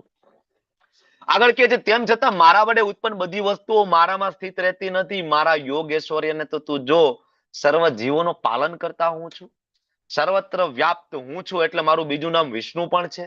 છતાં હું આ જગતનો અંશ નથી. ભગવાન આ ભૌતિક જગતના ભાગ નથી. એ તો આવે છે, લીલા કરે છે અને ફરીથી જાય છે. બરાબર. ભગવાન કહે છે સર્જનનો હું મૂળ સ્ત્રોત છું, પણ આ જગતનો હું ભાગ નથી. હું આની અંદર મારી આસક્તિ નથી. બરાબર. તાત્પર્યમાં લગભગ એટલાસનું ઉદાહરણ અહીંયા આપ્યું છે. રોમન દેવતા એટલાસ. ઓલી જૂની એટલાસની સાયકલ આવતી, તમને ખબર હોય તો. એટલાસની સાયકલમાં આગળ આવડું સ્ટીલનો એ લોકો લોગો મારતા, અને એમાં તમે જોયું હોય તો એક હુષ્ટપૃષ્ટ માણસ હોય, એના પૃથ્વીનો ગોળો ઉપાડેલો હોય, બરાબર, અને એકદમ આમ થાકેલો, વજન ઉપાડેલો હોય. એટલે એ રોમન દેવતા છે. ભગવાનને એવું કરવાની જરૂર નથી. અનંત બ્રહ્માંડો, ભગવાન તો કહ્યું, બરાબર, અહમ સર્વસ્ય પ્રભો મત સર્વમ પ્રવર્તતે. બરાબર. આગળ ભગવાન કીધું ગામા વિશ્ય છે ભૂતાની, કે ભાઈ બધા જે છે ગ્રહો છે મારા કારણે પોતાની જે તરે છે, પણ હું એમાં લેપાયેલો નથી, હું એમાં આસક્ત નથી. આ ભગવાન છે. ભગવાન આને જ કહેવાય ને. ભગવાન એટલું કરીને થાકી જાય તો ભગવાન છે ના. બરાબર. આપણું એવું નથી. આપણે તો કોઈ એક ફેક્ટરી લઈને બેઠા હોય તો આપણે એમાં આસક્ત હોય, આપણે એનું ટેન્શન હોય, ચિંતા હોય, ઉપાધિ હોય. ભગવાન કે નહીં નહીં, બરાબર, હું આ જગતનો અંશ નથી. મારું ઐશ્વર્ય તું જો, બધાનો પાલન કરનાર હું, સર્વત્ર વ્યાપ્ત વિષ્ણુ તરીકે હું, પરમાત્મા તરીકે હું, કણ હું બિરાજમાન, બધું સર્જન કરનારો હું, પાલન કરનારો હું, વિનાશ કરનારો હું, છતાં પણ હું અહીંયા અંશ નથી, હું અહીંયા લેપાયેલો નથી. આને કહેવાય ભગવાન. બરાબર. ભગવાન પોતાના વિશે સમજાવે છે. જેવી રીતે હવે ભગવાન ઉદાહરણ આપે છે, સર્વત્ર વહેનારો જે પ્રબળ વાયુ હંમેશા આકાશમાં સ્થિત હોય ને, એવી રીતે ઉત્પન્ન થયેલા સર્વ પ્રાણીઓને મારામાં રહેલા જાણ. એક્ઝામ્પલ છે અહીંયા. બરાબર. બ્રહ્માજી જે નિર્માણ, જે બ્રહ્માજી જે બ્રહ્માંડમાં છે, એક બ્રહ્માંડ તમે સમજો કે એક ઈંડું છે, બરાબર, એની અંદર હવા છે, એર છે, આકાશ તત્વ છે, પણ એની બહાર જઈ શકતું નથી. એમ આપણે બધા જીવાત્માઓ એક બ્રહ્માંડમાં છીએ, પણ આપણે બ્રહ્માંડની બહાર નથી નીકળી શકતા. ઉપર નીચે જઈ શકીએ કર્મ પ્રમાણે, પણ બહાર નીકળવા માટે તો કે પરમ ભગવાનની પરમિશન વગર કોઈ વૈકુંઠમાં પ્રવેશ કરી શકતું નથી. ભગવાન આ એક્ઝામ્પલ આપે છે આકાશનું. જો આ જગતની અંદર, બરાબર, એક પણ એવી વસ્તુ, એક પણ એવી જગ્યા ના હોય કે જેમાં આકાશ તત્વ બિરાજમાન ના હોય. દ્રશ્ય જગતમાં વિશાળ પ્રકટીકરણ છે, સિલ્વર ઉપાજી તાત્પર્યમાં લખે છે, સમજી શકાય એવું છે. બરાબર. પણ છતાં એ આ જગતની બહાર નીકળી શકે એટલું સ્વતંત્ર નથી. ભગવાન કહે છે પ્રબળ વાયુ હંમેશા આકાશમાં સ્થિત રહે છે. એમ ઉત્પન્ન થયેલા સર્વ પ્રાણીઓ છે મારામાં રહે છે. તાત્પર્યમાં ઘણા બધા ઉપનિષદો, જેમ કે તૈત્તરીય ઉપનિષદ છે, બૃહદારણ્યક ઉપનિષદ છે, આ બધા શ્લોક એના કોટ શ્રીલ પ્રભુપાદજી તાત્પર્યમાં મૂકે છે. તમે લોકો જરૂરથી આનું તાત્પર્ય વાંચજો. એવું નહીં લેવલ 2 કરીએ એટલે આપણે પછી બુક વાંચવાની જરૂર નથી. બરાબર. એટલા માટે હું તમને વચ્ચે વચ્ચે વારંવાર કહેતો રહું છું, બુક વાંચજો, બુક વાંચજો. બરાબર. ભગવાનનું ઐશ્વર્ય કે એવું છે અવ્યયમ. બરાબર. અલિપ્ત છે ભગવાન. આગળ ભગવાન કહે છે કુંતી પુત્ર, કલ્પના અંતે સમગ્ર ભૌતિક સર્જન મારી અંદર પ્રવેશ કરે. હવે આ બધી ચર્ચાઓ એક કલ્પ પૂરું થાય, બરાબર, અને એવા કેટલાક કલ્પ બ્રહ્માજી જીવે, આ બધી ચર્ચાઓ આપણે 8મા અધ્યાયમાં તમને લોકોને લેવલ 2 માં થઈ હશે. બરાબર. બ્રહ્માજીની રાત થાય, બધા જીવાત્માઓ છે, બરાબર, એ ગર્ભોદક્ષય વિષ્ણુમાં પ્રવેશ કરે, આરામ કરે. બરાબર. બ્રહ્માજીનું જયારે મૃત્યુ થાય, બરાબર, તો બધા જીવાત્માઓ સાથે ગર્ભોદક્ષય વિષ્ણુ સહિત બધા મહાવિષ્ણુમાં આશ્રય પામે. બરાબર. તો કલ્પના અંતે સમગ્ર ભૌતિક સર્જન મારી અંદર પ્રવેશ કરે. એક કલ્પ એટલે બ્રહ્માજીનો એક દિવસ, અને અન્ય કલ્પ જ્યારે પ્રારંભ થાય તો મારી શક્તિથી હું એને બધાને ફરીથી ઉત્પન્ન કરું. બ્રહ્માજીની જ્યારે સવાર પડે, બરાબર, તો ફરીથી 14 લોકમાં બધા જીવો છે એ પાછા ગોઠવાઈ જાય. બરાબર. અને આવું બ્રહ્માજી છે 100 વર્ષનું આયુષ્ય ભોગવે. આગળના શ્લોકમાં આપણે જોઈશું. ત્યાં સુધી તમે યાદ કરી લો બ્રહ્માજીનું આયુષ્ય કેટલું, બ્રહ્માજીના એક દિવસના વર્ષ કેટલા, યાદ કરી લો. હમણાં હું પૂછું તમને. બરાબર. તો ભગવાન છે એ આ જગતનું સર્જન, પાલન, સંહાર સંપૂર્ણપણે કરી રહ્યા છે, પોતાની ઈચ્છા ઉપર આધારિત. બરાબર. ભગવાન કહે છે. ઓકે. તો એ મિની પ્રલય, મહાપ્રલય, આ બધી ચર્ચાઓ આપણે 8મા અધ્યાયમાં આવે છે, લેવલ 2 માં, અને ત્યાં તમે લોકો ભણ્યા હશો. હવે આગળના શ્લોકમાં ભગવાન કહે છે સંપૂર્ણ દ્રશ્ય જગત મારે આધીન છે, પણ તે મારી ઈચ્છાથી વારંવાર આપમેળે પ્રગટ થાય છે અને મારી ઈચ્છાથી અંતે વિનિષ્ટ થાય છે. ભગવાન એના માટે કઈ સ્પેશિયલ પ્રયત્ન કરવાની જરૂર છે નહીં. બરાબર. તો અનંત બ્રહ્માંડો પ્રગટ થાય મહાવિષ્ણુ માંથી જ્યારે શ્વાસ બહાર કાઢે ત્યારે, અને શ્વાસ જ્યારે અંદર લઈ લે તો બ્રહ્માંડ છે એ એની અંદર પાછું આશ્રય પામે. તો આ શ્વાસ બહાર કાઢવાનો, શ્વાસ અંદર લેવાના સમયની અવધિ કેટલી? આ તમારા માટે પ્રશ્ન છે. કેટલા વર્ષ લાગે મહાવિષ્ણુનો શ્વાસ બહાર અને અંદર જતા? કેટલા વર્ષ લાગે? અથવા તો એ કેટલો સમયગાળો છે અને કોનું આયુષ્ય છે? બોલો. બ્રહ્માજીનું 1 વર્ષ. બ્રહ્માજીનું 1 વર્ષ? બ્રહ્માજીના 100 વર્ષ. બ્રહ્માજીનું આખું એક આયુષ્ય. 100 વર્ષ એક આયુષ્ય, સોરી. હા, બ્રહ્માજીનું એક આખું આયુષ્ય. અચ્છા, બ્રહ્માજીનું આયુષ્ય કેટલું? 311 ટ્રિલિયન વર્ષ. 311 trillion years. 0.04 trillion years. Very good. Okay. તો બ્રહ્માજીનો એક દિવસ કેટલો? 432 કરોડ વર્ષ. એક કલ્પ થાય એટલે 4.32 બિલિયન યર્સ. ઓકે. તો બ્રહ્માજીનો દિવસ અને રાતનો સરવાળો કેટલો? 864 કરોડ. 864 કરોડ વર્ષ થાય તો ખાલી બ્રહ્માજીની 24 કલાક પૂરી થાય. બરાબર. 864 કરોડ વર્ષ. બ્રહ્માજીનો એક દિવસ સવારથી લઈને સાંજ સુધી એટલે 1000 દિવ્ય યુગ થાય. 1000 દિવ્ય યુગ. દિવ્ય યુગ એટલે ચતુર્યુગી જે છે એને એક દિવ્ય યુગ કહેવાય. એવા 1000 દિવ્ય યુગની વાત થાય છે. બરાબર. તો એવા 1000 દિવ્ય યુગ અને એને ગુણ્યા તમે 2 કરો ત્યારે બ્રહ્માજીનું 24 કલાક પૂરું થાય. એને મલ્ટીપ્લાય બાય 30 કરો તો બ્રહ્માજીનો 1 મહિનો થાય. એને મલ્ટીપ્લાય 12 કરો તો બ્રહ્માજીનું 1 વર્ષ થાય. અને મલ્ટીપ્લાય બાય 100 કરો તો બ્રહ્માજીનું સંપૂર્ણ એક આયુષ્ય થાય, જે 3,11,000 અને 40 અબજ વર્ષનું આયુષ્ય છે. 3,11,040 અબજ વર્ષ, જેને આપણે કહીએ 311 ટ્રિલિયન યર્સ. 311 trillion years. આટલો તો ખાલી મહાવિષ્ણુ જે શ્વાસ બહાર કાઢે અને અંદર લઈ લે ને, આટલો સમયગાળો છે. તો તમે હવે વિચાર કરો કે આ તો વાત થઈ મહાવિષ્ણુની, અહીંયા હજી કૃષ્ણની વાત નથી. તો વિચાર કરો કે ભગવાનની શક્તિ કેટલી હશે કૃષ્ણની. બરાબર. આનંદ આપણી કલ્પનાથી બધી વસ્તુ કહેવાય ને પરે છે. તો સાંભળીએ થોડું થોડું સમજવાની કોશિશ કરીએ. બરાબર ને? ઓકે. તો દ્રશ્ય જગત વારંવાર પ્રગટ થાય છે. ભગવાન કે વારંવાર કેટલી બધી ગેલેક્સીઓ બરાબર પ્રગટ થાય, વિનાશ પામે. બરાબર. જયારે તમે લોકો 14મા અધ્યાયમાં લેવલ 2 માં આવશો ત્યારે તમને લોકોને આ સૃષ્ટિનું સર્જન કેવી રીતના થયું, મહત્તત્વ શું છે, પ્રધાન શું છે, બરાબર, આ બધી વસ્તુનો ત્યાં તમને વધારે ખ્યાલ આવશે. બરાબર. તો ભગવાનની ઈચ્છાથી જ અહીંયા બધું સર્જન થાય, પ્રલય થાય. ભગવાનની એવી અચિંત્ય શક્તિઓ છે. એ ધનંજય, આ સર્વ કર્મો મને બાંધી શકતા નથી. આ શ્લોક ખૂબ મહત્વનો છે. 9.9. ન ચ મામ તાની કર્માણી નિબગ્નાતિ ધનંજય. બરાબર. આગળ પણ આવ્યું છે. બરાબર. ન મામ કર્માણી નિમ્પંતિ ન મે કર્મ ફલે સ્પૃહા. હે અર્જુન, મને કોઈ કર્મો લેપતા નથી ને મને કોઈ કર્મ ફળની આશા અપેક્ષા પણ નથી. ફરીથી ભગવાન એમ કે છે કે મને કોઈ કર્મ બાંધી શકતા નથી. આટલા બધા બ્રહ્માંડોને ઉત્પન્ન કરવા, આટલા બધા બ્રહ્માંડોનો વિનાશ થવું, તો બ્રહ્માંડોના વિનાશ થાય તો એની અંદર કેટલા બધા જીવોનો વિનાશ થાય.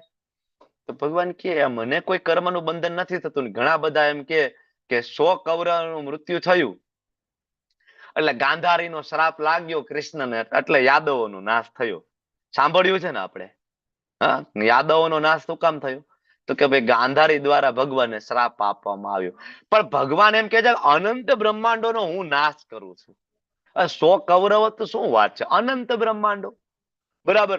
અનંત બ્રહ્માંડો ખાલી ભગવાને કે હું શ્વાસ અંદર લઈ લઉં ને, અને એ હું નહીં, મારો પૂર્ણ વિસ્તાર મહાવિષ્ણુ ખાલી એક શ્વાસ અંદર લઈ લે ને, અનંત બ્રહ્માંડોનો નાશ થઈ જાય. એમાં બ્રહ્માજી ઇન્ક્લુડિંગ બ્રહ્માજી, આ બધાના શરીરનો નાશ થઈ જાય. ભગવાન કે હું બધાને મારી નાખું છું. હવે એમાં 100 કૌરવો મરી જાય ને ભગવાનને શું શ્રાપ લાગવાનો હતો?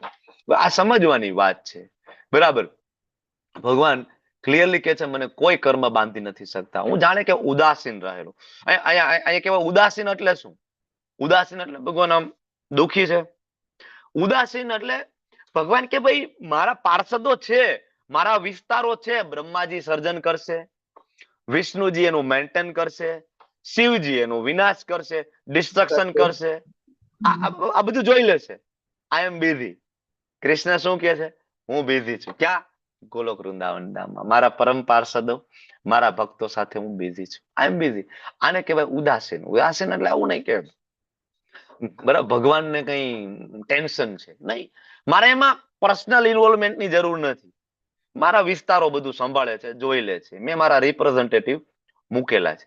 એનો મતલબ એ નથી કૃષ્ણને કોઈ પ્રવૃત્તિ નથી, કૃષ્ણને કોઈ કામ નથી. બ્રહ્મ સંહિતાનો શ્લોક શ્રીલ પ્રભુપાદજી તાત્પર્યમાં કોટ કરે છે. ભગવાન પાસે કામ છે, પણ કેવું કામ છે?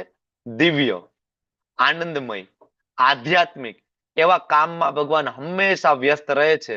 પોતાના મિત્રો સાથેની લીલાઓ, ગાયો સાથેની લીલાઓ, એમાં હંમેશા વ્યસ્ત રહે છે.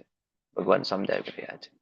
એક લગભગ પ્રભુપાદ તાત્પર્યમાં આ શ્લોકમાં ન્યાયાધીશનું એક્ઝામ્પલ આપે છે. તમે લોકો એવું હોય તો જોઈ લેજો, કદાચ હું ભૂલતો હોય તો. ન્યાયાધીશનું એક્ઝામ્પલ આપે પ્રભુપાદ. ન્યાયાધીશ છે, કોઈને ફાંસી આપી દે તો શું ન્યાયાધીશને સજા પડે કે ના પડે? પડે.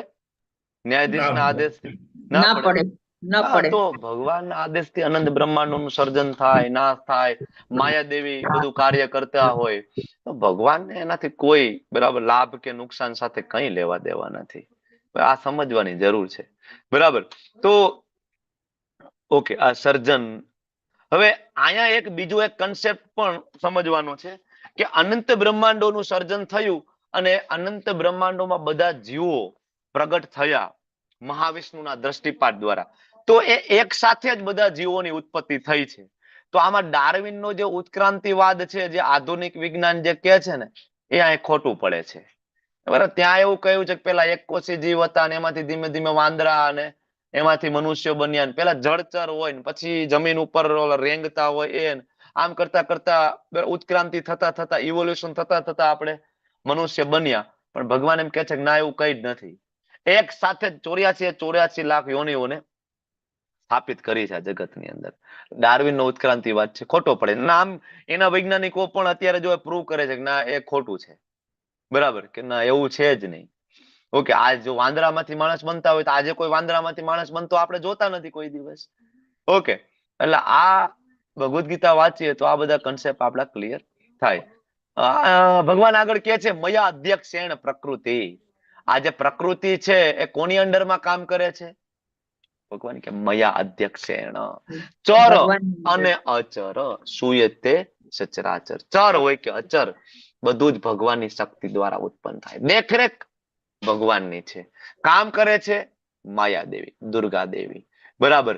અને ભગવાન એમ કે છે કે મારી એક શક્તિ છે, ભૌતિક પ્રકૃતિ મારી દેખરેખ હેઠળ કાર્ય કરે છે, ચર અચર જીવોને ઉત્પન્ન કરે છે, એના શાસન હેઠળ જગત વારંવાર સર્જાઈને મારે પર્સનલી ઇન્વોલ્વમેન્ટ એમાં થવાની જરૂર નથી. તમારું માઇક મ્યુટ કરી દેજો. હરે કૃષ્ણ.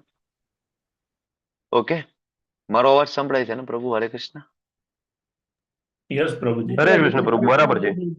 બરાબર આવે છે. તો ભગવાન કહે છે કે વિભિન્ન યોનિઓ જે છે એ બધા જે યોનિઓ છે એ બધાનો હું પિતા છું.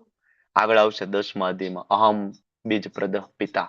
હું બધાનો, તમારા બધાનો પિતા છું. બરાબર. તો આપણને બધાને ભગવાન આયા ગર્ભાન્વિત કર્યા, બરાબર. અને પછી માયાદેવીની અંદર પ્રકૃતિના 3 ગુણોની અંદર આપણે બધા અલગ અલગ કાર્ય કરીએ અને એ કર્મ મુજબ આગળ આગળ આગળ બધું ચાલે છે. પણ એ ભગવાનની શક્તિ છે, ભૌતિક પ્રકૃતિ એની દેખરેખ હેઠળ. અને આ શ્લોકની અંદર એક સૌથી મહત્વનો જે કન્સેપ્ટ છે માયાવાદીઓનો, બરાબર, એ અહીંયા ક્લિયર થાય. એ લોકોનું કેવું એવું છે કે આપણે બધા ભગવાન છીએ અને આપણે બધા માયામાં પડી ગયા હોવાના કારણે આપણે બધા ભૂલી ગયા છીએ કે આપણે ભગવાન છીએ. આપણે તપ કરીશું, આપણે યજ્ઞ કરીશું, આપણે સાધના કરીશું અને એના દ્વારા આપણું એ જે કન્ફ્યુઝન છે દૂર થશે અને એક દિવસ આપણે ભગવાન બની જઈશું. નમો નારાયણ, તમે ભગવાન ને હું ભગવાન. બનવું છે ને ભગવાન કે નથી બનવું? કેટલાને ભગવાન બનવું છે આમાંથી? કોઈને નહીં. એકાદો તો કોઈક આંગળી ઊંચી કરો, ભગવાન બનવું છે. પ્રભુપાદ અમેરિકા ગયા, ઘણા પ્રભુપાદને પૂછ્યું, Prabhupada can you make me God? તમે મને ભગવાન બનાવી શકો છો? તો પ્રભુપાદે શું જવાબ આપ્યો હતો બોલો? પ્રભુપાદે શું કહ્યું હતું એને? હું ભગવાનનો હું દાસ ભગવાન નહીં કહું છું, ભગવાનનો દાસ બનાવી શકું છું. દાસ હા, બનાવી શકું છું. ને દાસ આ ને હજી થોડુંક બનાવી શકું છું. હા, હરી બોલ. અરે હું તો ભગવાનના પિતા બનાવી શકું છું તને. હું તને ભગવાનની માં બનાવી શકું. પ્રભુપાદ ઓલો ફોટો બતાવે, કયો ફોટો બતાવે છે ખબર છે? બરાબર, કૃષ્ણ જે દામોદર લીલા થઈ, માખણ ભગવાને ઢોર્યું ને બરાબર ચોરી કરીને, અને જયારે યશોદા માતાજી લાકડી લઈને પાછળ દોડે ને ફોટો બતાવે છે. એ કે બોલ, કે આમાં તને શું લાગે છે કે આમાં કોણ સર્વોચ્ચ હોય એવું લાગે છે? આ લાકડી લઈને પાછળ જે માતાજી છે એ કે ઓલો નાનો છોકરો આગળ દોડે છે એ? બરાબર, આમાંથી શું બનવું છે તારે? તો કે ભાઈ આમાં સ્વાભાવિક છે, છોકરો આગળ દોડે એના કરતા લાકડી હાથમાં હોય જ સારું ને. તો ત્યારે પ્રભુપાદ કે છે એ ભગવાનના ભક્ત છે ને આગળ જે છે ભગવાન છે. બોલ શું બનવું? ભગવાન બનવું છે કે હાથમાં લાકડી લઈને ભગવાનની પાછળ દોડવું છે? ભગવાનને કંટ્રોલમાં કરવા છે? ભગવાન એના ભક્તોના કંટ્રોલમાં આવી જાય. અહમ ભક્ત પરાધીનો. બરાબર, પ્રભુપાદ બહુ ક્લિયર હતા. બરાબર, હું ભગવાનનો પિતા બનાવી શકું છું. બાકી કોઈ વ્યક્તિ ક્યારે ભગવાન બની શકતો નથી. અને ક્યારેય જો ભગવાન સ્વયં માયામાં પડી જાય તો એ ભગવાન કેવા? બરાબર ને? ભગવાન જ માયામાં પડી જાય તો પછી ભગવાનની પૂજા શું કામ કરીએ? માયાની પૂજા કરીએ ને. માયાના નામની માળા કરીએ આપણે, બરાબર ને? શું કામ ભગવદ ગીતા વાંચીએ તો પછી આપણે? માયામાં ઓલરેડી ડૂબેલા જ છીએ. માયાની પૂજા કરીએ. માયા જો ભગવાન કરતા બળવાન હોય અને ભગવાનને આચ્છાદિત કરી શકતી હોય માયા, તો ભગવાન છે ને ભગવાન કહેવાય. ભગવાન એને કહેવાય જે સર્વોચ્ચ હોય, સૌથી ઉપર. એટલે ભગવાન કહે છે મયા અધ્યક્ષેણ પ્રકૃતિ. તો નાનો એવો આપણે બ્રેક લઈ લઈએ. કોને કીર્તન લેવાનું છે આજે? બોલો બોલો. તમે લોકો તમારા ચેટ બોક્સ ની અંદર લિંક આવી ગઈ હશે, એટેન્ડન્સ ભરી દેજો. કીર્તન કોઈ એક્સપ્રેસમાં તો કોઈ કીર્તન માટે ફિક્સ નથી રાખતા, કોઈને રહેવું હોય તો ઓન ધ સ્પોટ થઈ શકે છે. હા, લેવું છે કોઈને? બોલો પ્રભુજી હું લઉં?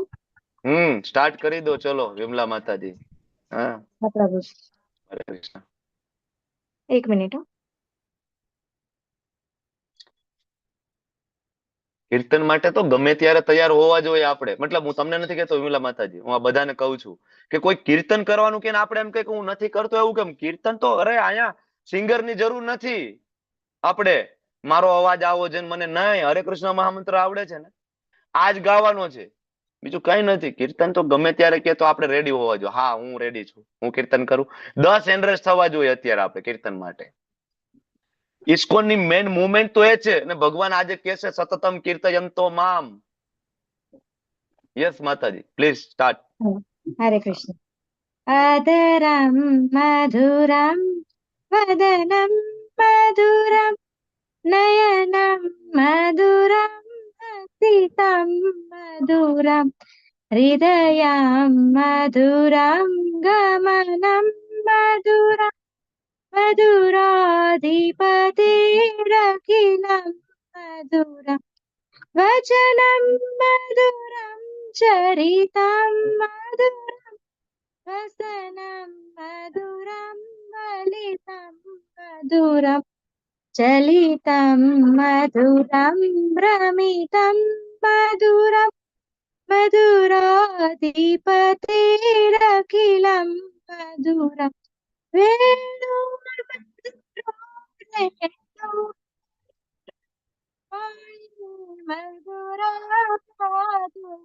मधुरो नृत्यं मधुरं सख्यं मधुराधिपतेरखिलं मधुरं गीतं मधुरं पीतं मधुरं मुक्तं मधुरं सूक्तं मधुरं रूपं मधुरं तिलकं मधुरं मधुराधिपतेरखिलं मधुरं करणं मधुरं करणं मधुरं करणं मधुरं रमणं मधुरं वमितं मधुरं कमलं मधुरं मधुराधिपतेरखिलं मधुरं कुञ्जा मधुरा माला मधुरा यमुना मधुरा वीचो मधुरा सलिलं मधुरं कमलं मधुरं मधुराधिपतेरखिलं मधुरं गोपी मधुरा लीला मधुरा युक्तं मधुरं मधुरं दृष्टं मधुरं दिष्टं मधुरं मधुराधिपतेरखिलं मधुरं गोपा मधुरा गावो मधुरा यष्टि मधुरा सृष्टि मधुरा दलितं मधुरं फलितं मधुरं मधुराधिपतेरखिलं मधुरं हरे कृष्ण હરે કૃષ્ણ માતાજી. થેન્ક યુ, ધન્યવાદ. અચ્છા, કોના દ્વારા આ રચયિતા કોણ છે? બોલો. વલ્લભાચાર્ય. હા, ભગવાનના પરમ ભક્ત, પુષ્ટિ માર્ગીય સંપ્રદાયના પ્રણેતા મહાપ્રભુ વલ્લભાચાર્ય. હા, રુદ્ર સંપ્રદાયમાં આગળ વિષ્ણુ સ્વામી પછી આવ્યા. બરાબર. ભગવાનના પરમ ભક્ત શ્રીપાદ વલ્લભાચાર્યજી દ્વારા રચિત છે. બરાબર. ભગવાન નું બધું મધુર છે. સુંદર સ્તુતિ ભગવાનની એમને કરેલી છે. Thank you. આગળ વધીએ આપણે. તમે લોકોએ એટેન્ડન્સ ભરી દીધી હશે. ઓકે, આપણે 10મા શ્લોકની ચર્ચાઓ પૂર્ણ કરી અને 11મા શ્લોક તરફ આપણે આગળ વધીએ અને ત્યાંથી એક નવો વિભાગ ચાલુ થાય. બિન ઉપાસકો અને ઉપાસકો. મહાત્માની વ્યાખ્યા આવશે અને જેને કૃષ્ણમાં શ્રદ્ધા નથી એની ચર્ચાઓ થશે. એમાં 11મા શ્લોકની અંદર ભગવાન કહે છે, અવજાનંતી મામ મૂઢા માનુષીમ તનુમાશ્રિત. આટલી બધી વાત થાય, ભગવાન એમ કે છે કે માયાદેવી મારા અંડરમાં છે, હું કોઈ દિવસ માયામાં પડતો નથી. બરાબર, હું જ ભગવાન છું. બરાબર, ભગવાનની આઈડેન્ટિટી સેમ રહે છે. એવું ક્યારે નથી બનતું કે ભગવાન બદલાઈ જાય છે અથવા બીજું કોઈ ભગવાન બની શકે છે. નેવર. આટલું બધું સમજાવ્યા પછી પણ ઘણા લોકો છે એ ભગવાનને એવું માને છે કે ભગવાન મનુષ્ય સ્વરૂપે આવે તો માયામાં પડી જાય અથવા ઓળખી નથી શકતા. મૂર્ખ લોકો ભગવાનનો ઉપહાસ કરે. બરાબર, ત્યારે ભગવાન એમ કે છે કે જાણતા નથી, પરમ ભાવમ અજાનંતો. એ નથી જાણતા મારો જે પરમ ભાવ છે. મમ ભૂત મહેશ્વર, હું જ છું. અનંત બ્રહ્માંડનો સ્વામી હું છું. બધા જીવોનો ઈશ્વર હું છું. પિતા હું છું. સ્વામી હું છું. આવી મારી જે દિવ્ય પ્રકૃતિ છે એ લોકો જાણતા નથી. બરાબર. અને એના ભગવાન એને ભગવાને મૂઢ તરીકે અહીંયા ઓળખાવ્યા છે. મૂઢ એટલે મૂર્ખ, ઓછી બુદ્ધિ વાળા. બરાબર, એને નહીં સમજાય. બરાબર. અને જો આજે તમે લોકો જોઈ રહ્યા છો સમાજની અંદર આપણી દુનિયાની ખાસિયત એ છે કે જે ભગવાન છે ને, બરાબર, એના સિવાય બધાને માણસો ભગવાન તરીકે આજ સ્વીકારી લે છે. કોઈ બાબા આવે તો એને ભગવાન બને દેવા, કોઈ માણસમાં કંઈક થોડીક શક્તિ, કોઈ જ્ઞાન જોવા મળે તો એને ભગવાન. ક્રિકેટના ભગવાન, બોલિવૂડના ભગવાન, બધાને આપણે ભગવાન બનાવી દે. કોઈ બાબા આવે ને આમ કરીને ભભૂતિ કાઢે ને રુદ્રાક્ષ કાઢે ને કઈક હાથ કરામત કરશે, ચાલાકી કરશે, જાદુગર કરશે. હવે એ તો જાદુગર એ બધા કરે જ છે, બરાબર, તો આપણે એને ભગવાન માની લઈએ. ને ખરેખર જે ભગવાન છે એને આપણે ભગવાન તરીકે સ્વીકારતા નથી. ભગવાન કહે છે અવજાનંતી મામુડા માનુષીમ, હું મનુષ્ય સ્વરૂપે આવું છું. માનુષીમ તનુ આશ્રિત, પણ હું મનુષ્ય નથી. વાલ્મીકી રામાયણની અંદર ભગવાનના પરમ ભક્ત વાલ્મીકી ઋષિ છે એ રામચંદ્રજીની વિશે વાત થાય ત્યારે એને કપટ પુરુષ તરીકે વર્ણન કરે છે. એમને કપટ મનુષ્ય, મનુષ્ય નથી. આપણને એવું લાગે છે રામચંદ્રજી લીલા કરતા હોય, કૃષ્ણ લીલા કરતા હોય તો એ આપણને એવું લાગે કે મનુષ્ય જેવા છે, આપણે જેવા જ તો છે, પણ એ કપટ મનુષ્ય છે. અને જેને મંદ બુદ્ધિના માણસો ઓળખી શકતા નથી. કારણ કે ભગવાનને ઓળખે કોણ? તો કે ભક્ત્યામામ અભિજાનાતિ, માત્ર ભગવાનના ભક્તો છે ભગવાનને ઓળખી શકે ને, બરાબર ને. જયારે દૂત બનીને ગયા તો વિદુરજી ઉભા છે, ભીષ્મદેવ છે, બરાબર, અને દુર્યોધન દુશાસન પણ છે, અર્જુન છે, 5 પાંડવો છે, બરાબર. પણ જયારે મિની વિશ્વરૂપ બતાવ્યું તો દુર્યોધન દુશાસનને કઈ ખબર જ ના પડી કે આ શું ચાલી રહ્યું છે, બરાબર. તો એમ કે છે કે આ તો છલીઓ છે, આ દૂતારો છે. પણ વિદુરજી અને એ બધા હાથ જોડીને ઉભા છે, આહા, મારા ભગવાને વિશ્વરૂપ બતાવ્યું, મારા નારાયણ, મારા ભગવાન, મારા કૃષ્ણ ઓળખી જાય છે ભગવાન. કોણ ઓળખી શકે? ભક્ત્યામામ. ઘણા બધા એમ કે કૃષ્ણ બિચારાની જિંદગી બહુ ટ્રેજેડી વાળી ગઈ. ઘણા કહેતા હોય ને, નાના હતા, બહુ દુઃખ પડ્યું, જન્મ જેલમાં થયો, માતા પિતાથી વિરહ થઈ ગયો, જન્મતા વેત જ પાલન કરનારા કોઈક બીજા, અને એમાંય કંસ જેવો મામા હોય, વારંવાર રાક્ષસ મોકલે, બરાબર. ધીમે ધીમે મોટા થયા, ખાવા માટે ચોરી કરવાની, રાધાજી સાથે પ્રેમ થયો, એ પણ એમને પ્રાપ્ત ના થયા, એમનાથી વિરહ થયો, બરાબર. એમ કરીને આગળ તો કે ભાલકા તીર્થમાં આવ્યા, તીર લાગી ગયું, મરી ગયા, બરાબર. કેટલી ટ્રેજેડી કૃષ્ણના જીવનમાં, બરાબર. એના જેવી વાત છે. જેલમાં કોઈ પીએમ આવે, બરાબર, તો ત્યાં રહેલા જે ચોર લૂંટારું 420 હોય ને, પીએમ છે એ સિવિલ ડ્રેસમાં આવ્યા હોય, બરાબર, સિક્યુરિટી વગર, તો એવું જ લાગે કે હા, આમને કઈક રોલ ગોલ કર્યો લાગે છે, આપણા જેવા જ લાગે છે, એટલે જેલમાં એવા લાગે છે. પણ પીએમ શું કામ જેલમાં જાય? જેલમાં શું કામ જાય પીએમ? વિઝિટ શું કામ કરે રાષ્ટ્રપતિ, પ્રાઇમ મિનિસ્ટર? દેખરેખ રાખવા. સુધરે એવા હોય તો એને સજા ઓછી કરી દઈએ ને. હા, જેલર ને પૂછે ને, બરાબર, કોણ છે ભાઈ, સજા કેટલી? તો કે ભાઈ આને 20 વર્ષની. કેવું ભાઈ એનું કેવું ચાલ ચલન કેવું? તો કે ખૂબ સારું. એ કે હવે એને બહુ અફસોસ થાય છે, અહીંયા આવીને બધું પુસ્તકો ને બધું રીડ કરે છે, થોડું સ્પિરિચ્યુઅલ પ્લેટફોર્મ આધ્યાત્મિક થઈ ગયું છે, હવે તો ભક્ત જેવું. અચ્છા, તો કઈ વાંધો નહીં, આને આપણે સજા ઓછી કરવાની દરખાસ્ત મૂકી દે. તમને ખબર છે ને રાષ્ટ્રપતિ પાસે, બરાબર, એ બધા છે એની પાસે. ઇવન કોઈને ફાંસી થઈ ગઈ હોય તો ઇવન ફાંસી રોકાવી શકવાની સત્તા રાષ્ટ્રપતિ ધરાવે છે, બરાબર ને. તો એ કોઈની સજા ઓછી કરે એ કઈ બહુ મોટી વાત નથી, કરી શકે છે, બરાબર. સેમ ભગવાન કૃષ્ણ રામચંદ્રજી આવે તો પૂછે માયાદેવી, ભાઈ કોઈ સુધરે એમ છે? આ તો માયાદેવી કે આ ભાઈ છે 90-91 જણા ભેગા થાય છે અને અડધી રાત સુધી કૃષ્ણ કથા કરતા હોય છે ભગવદ ગીતામાં, લેવલ 1 માં, લેવલ 2 માં. હા, એ થોડા સુધારા ઉપર છે. તો ભગવાન એમ પૂછે કે ભાઈ કેટલા આમાં, કે ભાઈ સજા કેટલી? સજા તો વાત જવા દો, કે આ બધાના કર્મ તો તમે વાત જવા દો, એટલી બધી સજા છે.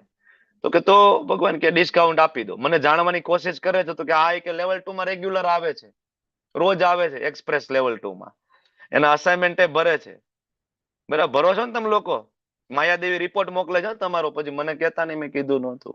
આ બધો રિપોર્ટ ફિલઅપ થાય કૃષ્ણ પાસે કે આ લેવલ 2 માં આવે છે, અસાઇનમેન્ટ ભરાય છે, બરાબર. તો કે આ અસાઇનમેન્ટ ને બધું કમ્પ્લીટ છે આ લોકોનું. તો કે કઈ વાંધો નહીં, સજા કેટલી છે? સજા હજી તો 2-4 અબજ આ લોકોને જન્મ લેવા પડે એવું છે. તો કે રહેવા દો ને, આ વખતે મોકલી દો વૈકુંઠમાં, બરાબર. કૃષ્ણ એટલા માટે આવે છે અજાનંતી. આમાં છે ને આ શ્લોકની અંદર 3 શબ્દ આપણે જુદા પાડતા હોઈએ છીએ, બરાબર. એક તો જાનંતી, એક અજાનંતી અને એક અવજાનંતી. શું તફાવત છે ત્રણેય વિશે? કોઈ કહેશે? ઘણી વાર સમજાવ્યું છે મેં. અજાનંતી, અવજાનંતી અને જાનંતી. અવજાનંતી એટલે જાણીને પણ માનતા ના હોય, ઓકે, પછી અને અજાનંતી એટલે તો જે જાણતા જ નથી ભગવાન વિશે, જાણતા જ નથી, અજાનંતી. અને એમને ખ્યાલ જ નથી. અને જાનંતી, જાનંતી એટલે જાણતા હોય, જાણે ભક્તિ ના કરતા હોય એમ.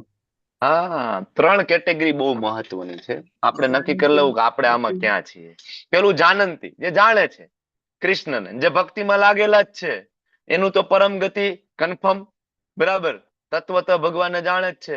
લાઈક નરસિંહ મહેતા, શીલ પ્રભુપાદજી, સડ ગોસ્વામી, આચાર્ય, આપણા ગણ બધા જાનંતી. બીજી કેટેગરી જે છે એ કેટેગરી આવે છે અજાનંતી, બિલકુલ નથી જાણતા, ખબર જ નથી ભાઈ કૃષ્ણ કોણ, એટલે કોઈ અપરાધ નહીં, એના વિશે કઈ ખરાબ બોલવું હોય ને એને કઈ નહીં. લાઈક પ્રભુપાદ અમેરિકા ગયા તો ન્યાય એમને જે મળ્યા એ બધી કેટેગરી કઈ હતી? અજાનંતી વાળી. ખબર જ નહોતું ને, બાપ દાદાઓમાં કોઈ કૃષ્ણ રામનું નામ સાંભળ્યું હોય તો ને. પ્રભુપાદ ત્યાં ગયા અને આ બધી કહેવાય કોરી પાટી, આપણે આપણી ભાષામાં કઈ કાઠિયાવાડી ભાષામાં કેવી હતી એ બધી કોરી પાટી, ને પ્રભુપાદે કોરી પાટીમાં જઈને કૃષ્ણ લખી નાખ્યું, બરાબર. એવું નથી કે બરાબર એ લોકોએ તરત સ્વીકારી લીધું, એ લોકોએ બધું રિસર્ચ કર્યું, પણ જાણ્યું, ઇન્ટરેસ્ટ બતાવ્યું, અને એ બધા પરમ કૃષ્ણ ભક્ત બની ગયા. આ જે કેટેગરી અજાનંતી, જાણતા જ નથી, બરાબર. અને ત્રીજી કેટેગરી છે અવજાનંતી, જાણતા નથી પણ પ્રભુપાદના શરણે ગયા તો પરમ ભક્ત બની ગયા અને વૈકુંઠ પ્રાપ્ત થાય. જાનંતી વાળાને વૈકુંઠ પ્રાપ્ત થાય. અજાનંતી જે જાણવાનો પ્રયત્ન નહીં કરે એ જન્મ મૃત્યુના ચક્કરમાં ફસાઈ જશે. અને એક કેટેગરી છે અવજાનંતી, જે કૃષ્ણ વિશે જાણે છે, એના વિશે ગેરસમજો છે, ઈર્ષા છે, બરાબર, અને દુષ્પ્રચાર કરે છે ભગવાનનો. જે આપણા ભારતમાં ઢગલા ને ઢગલા આવા માણસો તમને જોવા મળે. જન્માષ્ટમી આવે એટલે એવી એવી રીલ્સ ને એવા એવા ફોટો વાયરલ થશે, કૃષ્ણ તો લવ ગુરુ છે, કૃષ્ણ તો આવા છે. હવે શું જાણો તમે કૃષ્ણ વિશે? બરાબર, ખબર જ નથી કઈ. અવજાનંતી, ઉપહાસ કરવો, ઈર્ષા કરવી. ભગવાન એમ કે છે કે અવજાનંતી વાળા છે ને એ કેટેગરી બહુ અઘરી છે. એટલે ભગવાન આ શ્લોકમાં આપણે જોયું ને આગળ એમાં પણ કહ્યું, બરાબર, અવજાનંતી. અને એ તો મૂઢ કેટેગરી છે ભગવાન કે, અને એ લોકો તો વારંવાર નીચલી યોનિમાં જશે. હવે આવા જે કેટેગરી વાળા જે છે અવજાનંતી વાળા, બરાબર, એનું શું થાય? તો ભગવાન 12મા શ્લોકની અંદર કહે છે કે મોઘ આશા, એની જે કઈ આશા હોય, મુક્તિની આશા હોય, અષ્ટાંગ યોગમાં આગળ વધીને બરાબર બ્રહ્મમાં લીન થવું કે વોટ એવર, કઈ પણ એના બીજા મનોરથો હોય, ઇવન એના ભૌતિક મનોરથો હોય, વોટ એવર, એ બધા કેવા જશે? મોઘ, વ્યર્થ જશે. પછી મોઘ કર્માણો, એના જે કઈ સકામ કર્મ હશે, એ કઈ પુણ્ય કર્મ કરશે, કર્મયોગમાં આગળ વધશે, એ બધા જ કર્મયોગ, સકામ કર્મયોગનું અલ્ટિમેટલી ફળ શું થશે? મોઘ, વ્યર્થ અને મોઘ જ્ઞાના. એ ગમે એટલા વેદો વાંચી લેશે, શ્લોકો કંઠસ્થ કરી લેશે, બધું ખૂબ જ્ઞાની, પણ અલ્ટિમેટલી શું થશે? મોઘ. એનું જ્ઞાન કેવું થઈ જશે? વ્યર્થ. કારણ કે જ્ઞાનનો મતલબ શું? જ્ઞાન દ્વારા મનુષ્ય જીવનનો ઉદ્દેશ્ય સમજાય અને જન્મ મૃત્યુમાંથી છૂટી જાય, આને કહેવાય જ્ઞાન, જેનાથી પરમ આનંદ પ્રાપ્ત થાય. પણ એ લોકો નથી થતું, કારણ કે કૃષ્ણ પ્રત્યે શ્રદ્ધા નથી. હવે મોઘ આશા, મોઘ કર્માણુ, મોઘ જ્ઞાન, આટલા પૂરતું લિમિટેડ નથી, પણ આ લોકો આવી વૃત્તિના કારણે અલ્ટિમેટલી રાક્ષસીમ આસુરીમ જેવા પ્રકૃતિ મોહિની શ્રીતા, એને અલ્ટિમેટલી એવી એને પોતાની વૃત્તિ થઈ જાય છે. કેવી વૃત્તિ થઈ જાય છે? રાક્ષસી વૃત્તિ થઈ જાય છે. હા, રાક્ષસી વૃત્તિ, બરાબર. અને એનું બધું અલ્ટિમેટલી વ્યર્થ જાય છે. તમે જો અહીંયા ઉદાહરણ છે પ્રહલાદ મહારાજના પિતાજી હિરણ્યકશિપુ. ભગવાનમાં શ્રદ્ધા નથી, બરાબર, અવજાનંતી, બરાબર, ભગવાનનો ઉપહાસ કરવો, હું જ ભગવાન છું, બધા મને જ પૂજો, ત્રણેય લોકમાં હાહાકાર કરી દીધો હતો ને હિરણ્યકશિપુએ. ઓકે, તો અલ્ટિમેટલી ગતિ શું? તો કે એની વૃત્તિ ટોટલ રાક્ષસી થઈ ગઈ. કેટલી હદે રાક્ષસી વૃત્તિ? તો કે પોતાના જ બાળકને મારી નાખવા માટેના એક પણ યુક્તિઓ બાકી રાખી નહોતી. રાક્ષસીમ આસુરીમ જેવ. હવે આ લોકોની ગતિ ભગવાન કે કેવી ગતિ? ભગવાન હવે આ વાત થઈ જે ભગવાનમાં નથી માનતા એવા માણસોની, જેને ભગવાનમાં શ્રદ્ધા નથી એની. હવે આગળ જે વાત આવે છે એ વાત આવે છે મહાત્માની. મહાત્મા એટલે આપણે તો ઘણા બધાને મહાત્મા તરીકે સંબોધન કરતા હોઈએ, ઘણાને આપણે મહાત્મા તરીકે બિરુદ પણ આપતા હોઈએ છીએ, પણ ખરેખર હુ ઇઝ મહાત્મા? શાસ્ત્ર શું કહે છે? મહાત્માનસ્તુ મામ પાર્થ દેવીમ પ્રકૃતિમ આશ્રિત. જે દેવી પ્રકૃતિના આશ્રયમાં હોય ને એને મહાત્મા કહેવાય. આ દેવી પ્રકૃતિ એટલે કઈ? તમે મને કહો. દેવી પ્રકૃતિમ આશ્રિત એટલે ખરેખર ભગવાન શું કહેવા માંગે છે? તમે કહો. યોગમાયા પ્રભુ. હા, યોગ માયા. જે ભગવાનની જે યોગ માયા, ભગવાનની જે અંતરંગા શક્તિના અંડરમાં જે હોય, બરાબર, એને કહેવાય દેવી પ્રકૃતિ આશ્રિત. બરાબર. અને ખરેખર મહાત્મા શું કરતા હોય? મહાત્મા નું મેઇન ગોલ શું છે? ભજંત્ય અનન્ય મનસો. ભજંત્ય એટલે શું? ભગવાનનું ભજન કરવું, ભક્તિ કરવી, બરાબર, સતત. અને કેવા મન દ્વારા? અનન્ય મનસો. એવું નહીં કે હું આ કરી લઉં ને આ કરી લઉં ને આ કરી લઉં, આની પૂજા ઓની પૂજા નહીં. અનન્ય. અન્ય કોઈની નહીં, અનન્ય. બરાબર, અનન્ય મનસો. બરાબર. અને જો આવું હોય અને જાણતો હોય, જ્ઞાતવા. શું જાણતો હોય? તો કે ભૂતાદિ, બધા ભૂતનો હું જ આદિ છું અને અવ્યયમ, હું અવિનાશી છું, એ મને જાણે છે. હવે આવું જે કોઈ જાણતો હોય આને કહેવાય મહાત્મા. સરસ મજાની આ કથા આપણે લેવલ 1 માં લઈએ છીએ. કોણ છે આ મહાત્મા? બોલો, કોણ છે? માધવેન્દ્રપુરી. બરાબર ને? આ એ મહાત્મા છે. બરાબર. આને કહેવાય મહાત્મા. એનો જમવા માટે મધુકરી માટે નથી જતા, ખ્યાલ છે ને આપણને? બરાબર, મધુકરી માટે નહીં. શ્રીલ પ્રભુપાદજી સૂતા નથી, અને આપણા ગોસ્વામીઓ જમતા નથી. એક દૂનો ખાલી છાશ પીને, એ પણ અઠવાડિયામાં 3 દિવસ છે ને. સનાતન ગોસ્વામી, રૂપ ગોસ્વામી ખાલી 2 જગ્યાએથી ઘઉંનો લોટ માંગી યમુનાજીનું પાણી મિક્સ કરી અને એમાંથી બાટી બનાવે. કોણ? સનાતન ગોસ્વામી. અરે ઓલા મદન મોહન જાય તો છે સનાતન ગોસ્વામીજી સાથે, બરાબર ને? અને પેલા જ ના પાડી દે છે સનાતન ગોસ્વામી, ભાઈ જો હું તો, આપણે તો ભાઈ ફકડ વૈરાગી, આપણી પાસે કઈ છે નહીં, મને તમારી ખબર છે, તમે આવશો એટલે તમારા નાટક ચાલુ થઈ જશે, મારે આ જોઈને મારે તે જોઈને. એ કરતો તમે જ્યાં છો ને ત્યાં રહો, મજા કરો, બરાબર, મારી સાથે નહીં. ભગવાન કે મારે તારી સાથે જ આવું છે. સનાતન ગોસ્વામીને કહે ચાલો, લઈ જાય છે. આજે પણ વૃંદાવનમાં જાય ત્યાં છે ને મદન મોહન મંદિર, ક્યારેક દર્શન કરવા જાજો, ત્યાં લઈ જાય છે. 1 દિવસ 2 દિવસ યમુનાજીનું પાણી, ઘઉંનો લોટ અને આજુબાજુમાં જે સૂકા લાકડા હોય, બરાબર, સળગાવીને એમાં બાટી નાખીને સાફ કરીને ખાઈ જવાની, વાત પૂરી. ભગવાનને ભોગ લગાડવાનું ચાલુ થયું. જે આનંદ બ્રહ્મના સ્વામી, એ તો માખણ જોઈએ, મિશ્રી જોઈએ, 56 ભોગ જોઈએ, અને આ બાટી. ભગવાન કે સનાતન ગોસ્વામીને બીજું બધું તો બરાબર છે, પણ મીઠું તો નાખ. મીઠું નથી આમાં. હું બીજું કઈ નથી કેતો તને ભાઈ માખણ મિશ્રી તું મને આપ, મીઠું નથી. મીઠા વગરનું કેમ ભાવે? સનાતન ગોસ્વામી કે મેં તમને પેલા જ કીધું હતું, મને ખબર હતી તમે આવશો એટલે. આજ તમે મીઠું કીધું ને, કાલ તમે એમ કેશો કે ભાઈ આમાં થોડું મરચું નાખ ને, થોડુંક આ નાખ ને, તે નાખ ને, થોડું મારે આ કઈ મારાથી કઈ થવાનું નથી. તમારે આ બધું કરવું હોય તમે વ્યવસ્થા કરો. અને એ મદન મોહનજીએ પોતાની જ વ્યવસ્થા કરી. અને આજે જે મંદિર જોઈ રહ્યા છે, મંદિર સ્વયં ભગવાનની કૃપાથી એક વેપારી સામેથી આવીને કે છે કે ભાઈ આ પૈસા અને આ મંદિર બનાવવાનું. ત્યારથી એ મદન મોહનજીનું ત્યાં મંદિર. આને કહેવાય મહાત્મા. મહાત્મા એટલે શું? કોઈને નામ બિરુદ આપી દે થોડું મહાત્મા થાય. મહાત્મા નસ્તુ મામ પાર્થ દેવી પ્રકૃતિ આશ્રિત. દેવી પ્રકૃતિ આશ્રિત યોગ માયા શક્તિની અંદરમાં.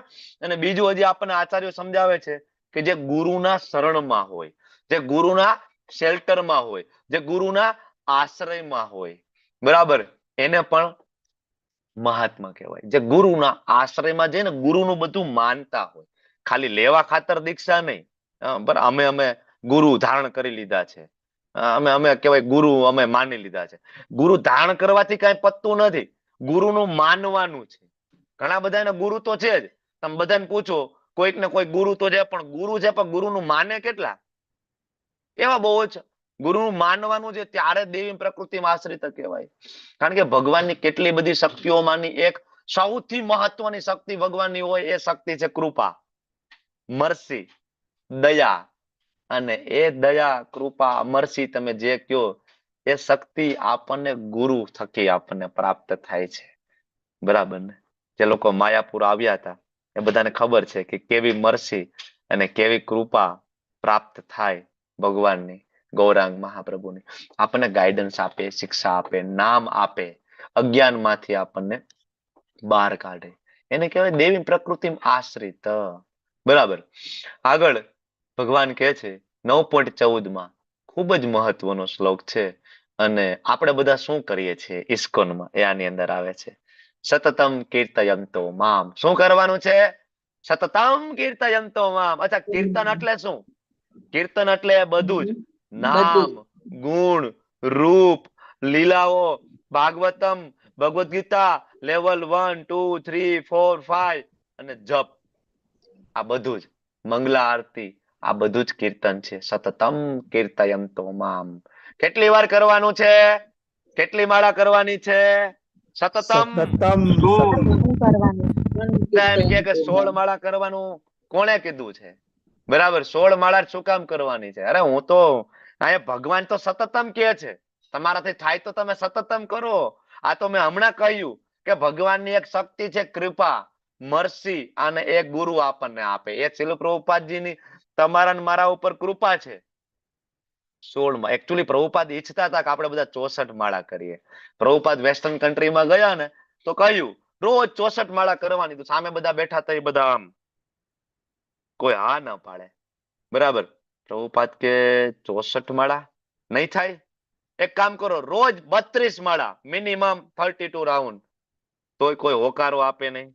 બધા આ રીતના બેઠા છે. કોઈ હા નથી પાડતું. હા પ્રભુપાદ 32 કરશું. ત્યારે પ્રભુપાદ કે મિનિમમ 16 રાઉન્ડ તો કરવા જ પડશે. આનાથી વધારે ડિસ્કાઉન્ટ હું નહીં આપું. 16 રાઉન્ડ તો મિનિમમ કરવા જ પડશે. પ્રભુપાદની પોતાની ઈચ્છા હતી કે આપણે 64 રાઉન્ડ કરીએ, પણ આપણી બધાની સ્થિતિ જોતા આપણને 16 રાઉન્ડ કરવાનું આપણા ગુરુ મહારાજે પ્રભુપાદે સલાહ આપી છે. અને તોય એને ગેરંટી આપી છે કે હા 16 માળા કરશું તો પણ વૈકુંઠ. પણ આપણી 16 માળા પણ થતી નથી. આપણો સાધના ચાર્ટ ભરાતો હોય 11:58, 11:59. ક્યારેક ભરતા ભરતા 12:02 થઈ જાય તો સાધના ચાર્ટ બીજા દિવસમાં જતો રહે. ત્યારે માન પૂરી થાય. 16 માળામાં તો આપણે હપ્તે આપણે 16 માળા કરતા કરતા આપણી રાત પડી જાય. સાચું કે ખોટું? હે? મારું પોતાની વાત કરું છું. હું એવું નથી કે મારી તો ક્યારેક મારે એવું થઈ જાય, રાત પડી જાય, 12 વાગ્યા સુધી લડી લેવું પડે 16 માળામાં. ક્યાંથી સતતમ કીર્તયંતો મામ આપણે કરવું? બરાબર. ભગવાન તો કે છે સતતમ કીર્તયંતો મામ યતંતશ્ચ દ્રઢ વ્રત. કેવી રીતના કરવાનું છે? એક દ્રઢ વ્રત લઈને, એક નિર્ણય લેવાનો. નહીં 16 તો કરીશ જ. ઘણા બધા એમ કે ગણીને કરવાનું ક્યાં કહ્યું છે? એનો જવાબ અહીંયા છે, દ્રઢ વ્રત થઈને નહીં કરશું. ગમે એમ થાય. 4 માળા તો 4 માળા કરીશું. અને બીજું આગળ શું કરે છે? નમસ્તસ્ય મામ, મને નમસ્કાર કરે છે. બરાબર. અને મામ ભક્ત્યા નિત્ય યુક્તા ઉપાસતે. નિત્ય, રોજ. ઘણા બધા એમ કે ભાઈ તમે લોકો મૂર્તિ પૂજા કરો છો, બરાબર, ભગવાન તો નિરાકાર છે, ક્યાં નમસ્કાર કરવા જશો? હવામાં દંડવત પ્રણામ ક્યાં કરશો? ભગવાનનું એક પાસું છે નિરાકાર વાળું. પણ ભગવાન એમ કહે છે નમસ્તસ્ય મામ, ક્યાં નમસ્કાર કરશું? નિરાકારમાં. નિરાકારની ઉપાસના કેવી રીતના? નિરાકારને ભોગ કેમ લગાડશું? ક્યાં ભોગ લગાડવા છે? ક્યાં પ્લેટ અર્પણ ક્યાં કરવા જશું? નિરાકારને. જમશે કેવી રીતના? તમે તો કહી દીધું આંખ નથી, નાક કાન નથી, મોઢું નથી, જમશે કેવી રીતના નિરાકાર? બરાબર ને? ભગવાન સાકાર સ્વરૂપ છે. ત્યારે જેની ઉપાસના થાય. નિત્ય યુક્તા ઉપાસતે. કેટલું ક્લિયર છે? ઉપાસના કરવી એટલે ભક્તિ કરવી, પૂજા કરવી, નમસ્તસ્ય નમસ્કાર કરવા, દ્રઢ વ્રત લેવાનું. 108 મણકાની જે માળા છે, બરાબર, એમ દ્રઢ વ્રત દ્વારા એક વ્રત લેવાનું છે, આટલી હું કરીશ. અને સતત કરવાનું છે. અને સતત જે સતતમ કીર્તયંતમમાં ડિસ્કાઉન્ટ આપીને 16 માળા કરી છે. કેટલું ક્લિયર છે? છતાં એમ કે ના ભક્તિ જરૂરી નથી, એ તો વેવલા વેળા છે. દાન કરીએ બધું આવી જાય ભાઈ. બરાબર. કર્મ હિ પૂજા છે. કોણ સમજાવે? ક્યારેક તો ભગવદ ગીતા ખોલો. પરમ પિતાએ લવ લેટર આપ્યો તમારા ને મારા માટે. ખોલવી જ નથી કોઈ દિવસ. તો આગળનો એક શ્લોક આપણે આજે લઈએ અને હવે આ જે લોકો ભક્તિ નથી કરતા તો એ અલગ અલગ બીજા રસ્તા અપનાવે, બરાબર. તો કોઈ જ્ઞાન સંવર્ધન કરો, યજ્ઞમાં પરોવેલા, કોઈ પરમેશ્વરને એકમેવ અદ્વિતીય રૂપે, કોઈ અનેક રૂપ ધરાવનારા તરીકે પૂજે.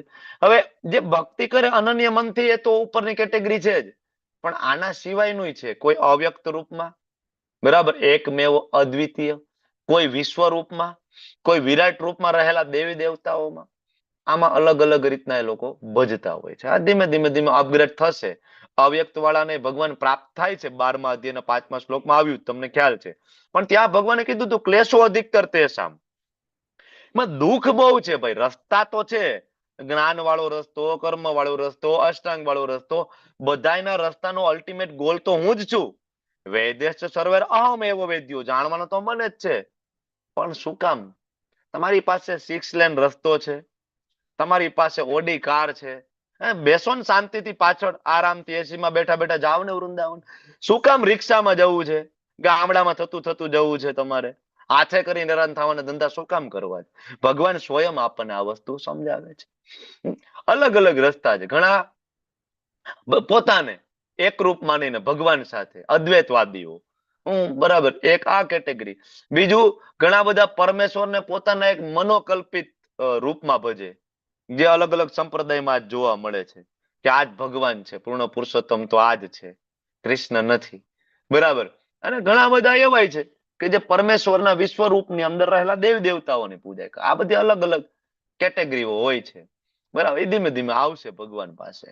પણ આગળ મહાત્માની વ્યાખ્યા અને આપણો ગોલ ભગવાને આપણને સમજાવ્યું. ખૂબ ખૂબ ધન્યવાદ. તમે બધા ખૂબ શાંતિપૂર્વક મને સાંભળ્યો. આઈ હોપ કે થોડું ઘણું 9મો અધ્યાય તમારો ક્લિયર થયો હશે. વાંછા કલ્પતરુભ્યશ્ચ કૃપા સિંધુભ્ય એવ ચ પતિતાનાં પાવનેભ્યો વૈષ્ણવેભ્યો નમો નમઃ. અનંત અનંત કોટી વૈષ્ણવ વૃંદ કી જય. શ્રીલા પ્રભુપાદ કી જય. શ્રીલા ગુરુ મહારાજ કી જય. હા, ભગવદ ગીતા કી જય. સદગુરુ દેવ કી જય. Thank you. હવે તમે લોકો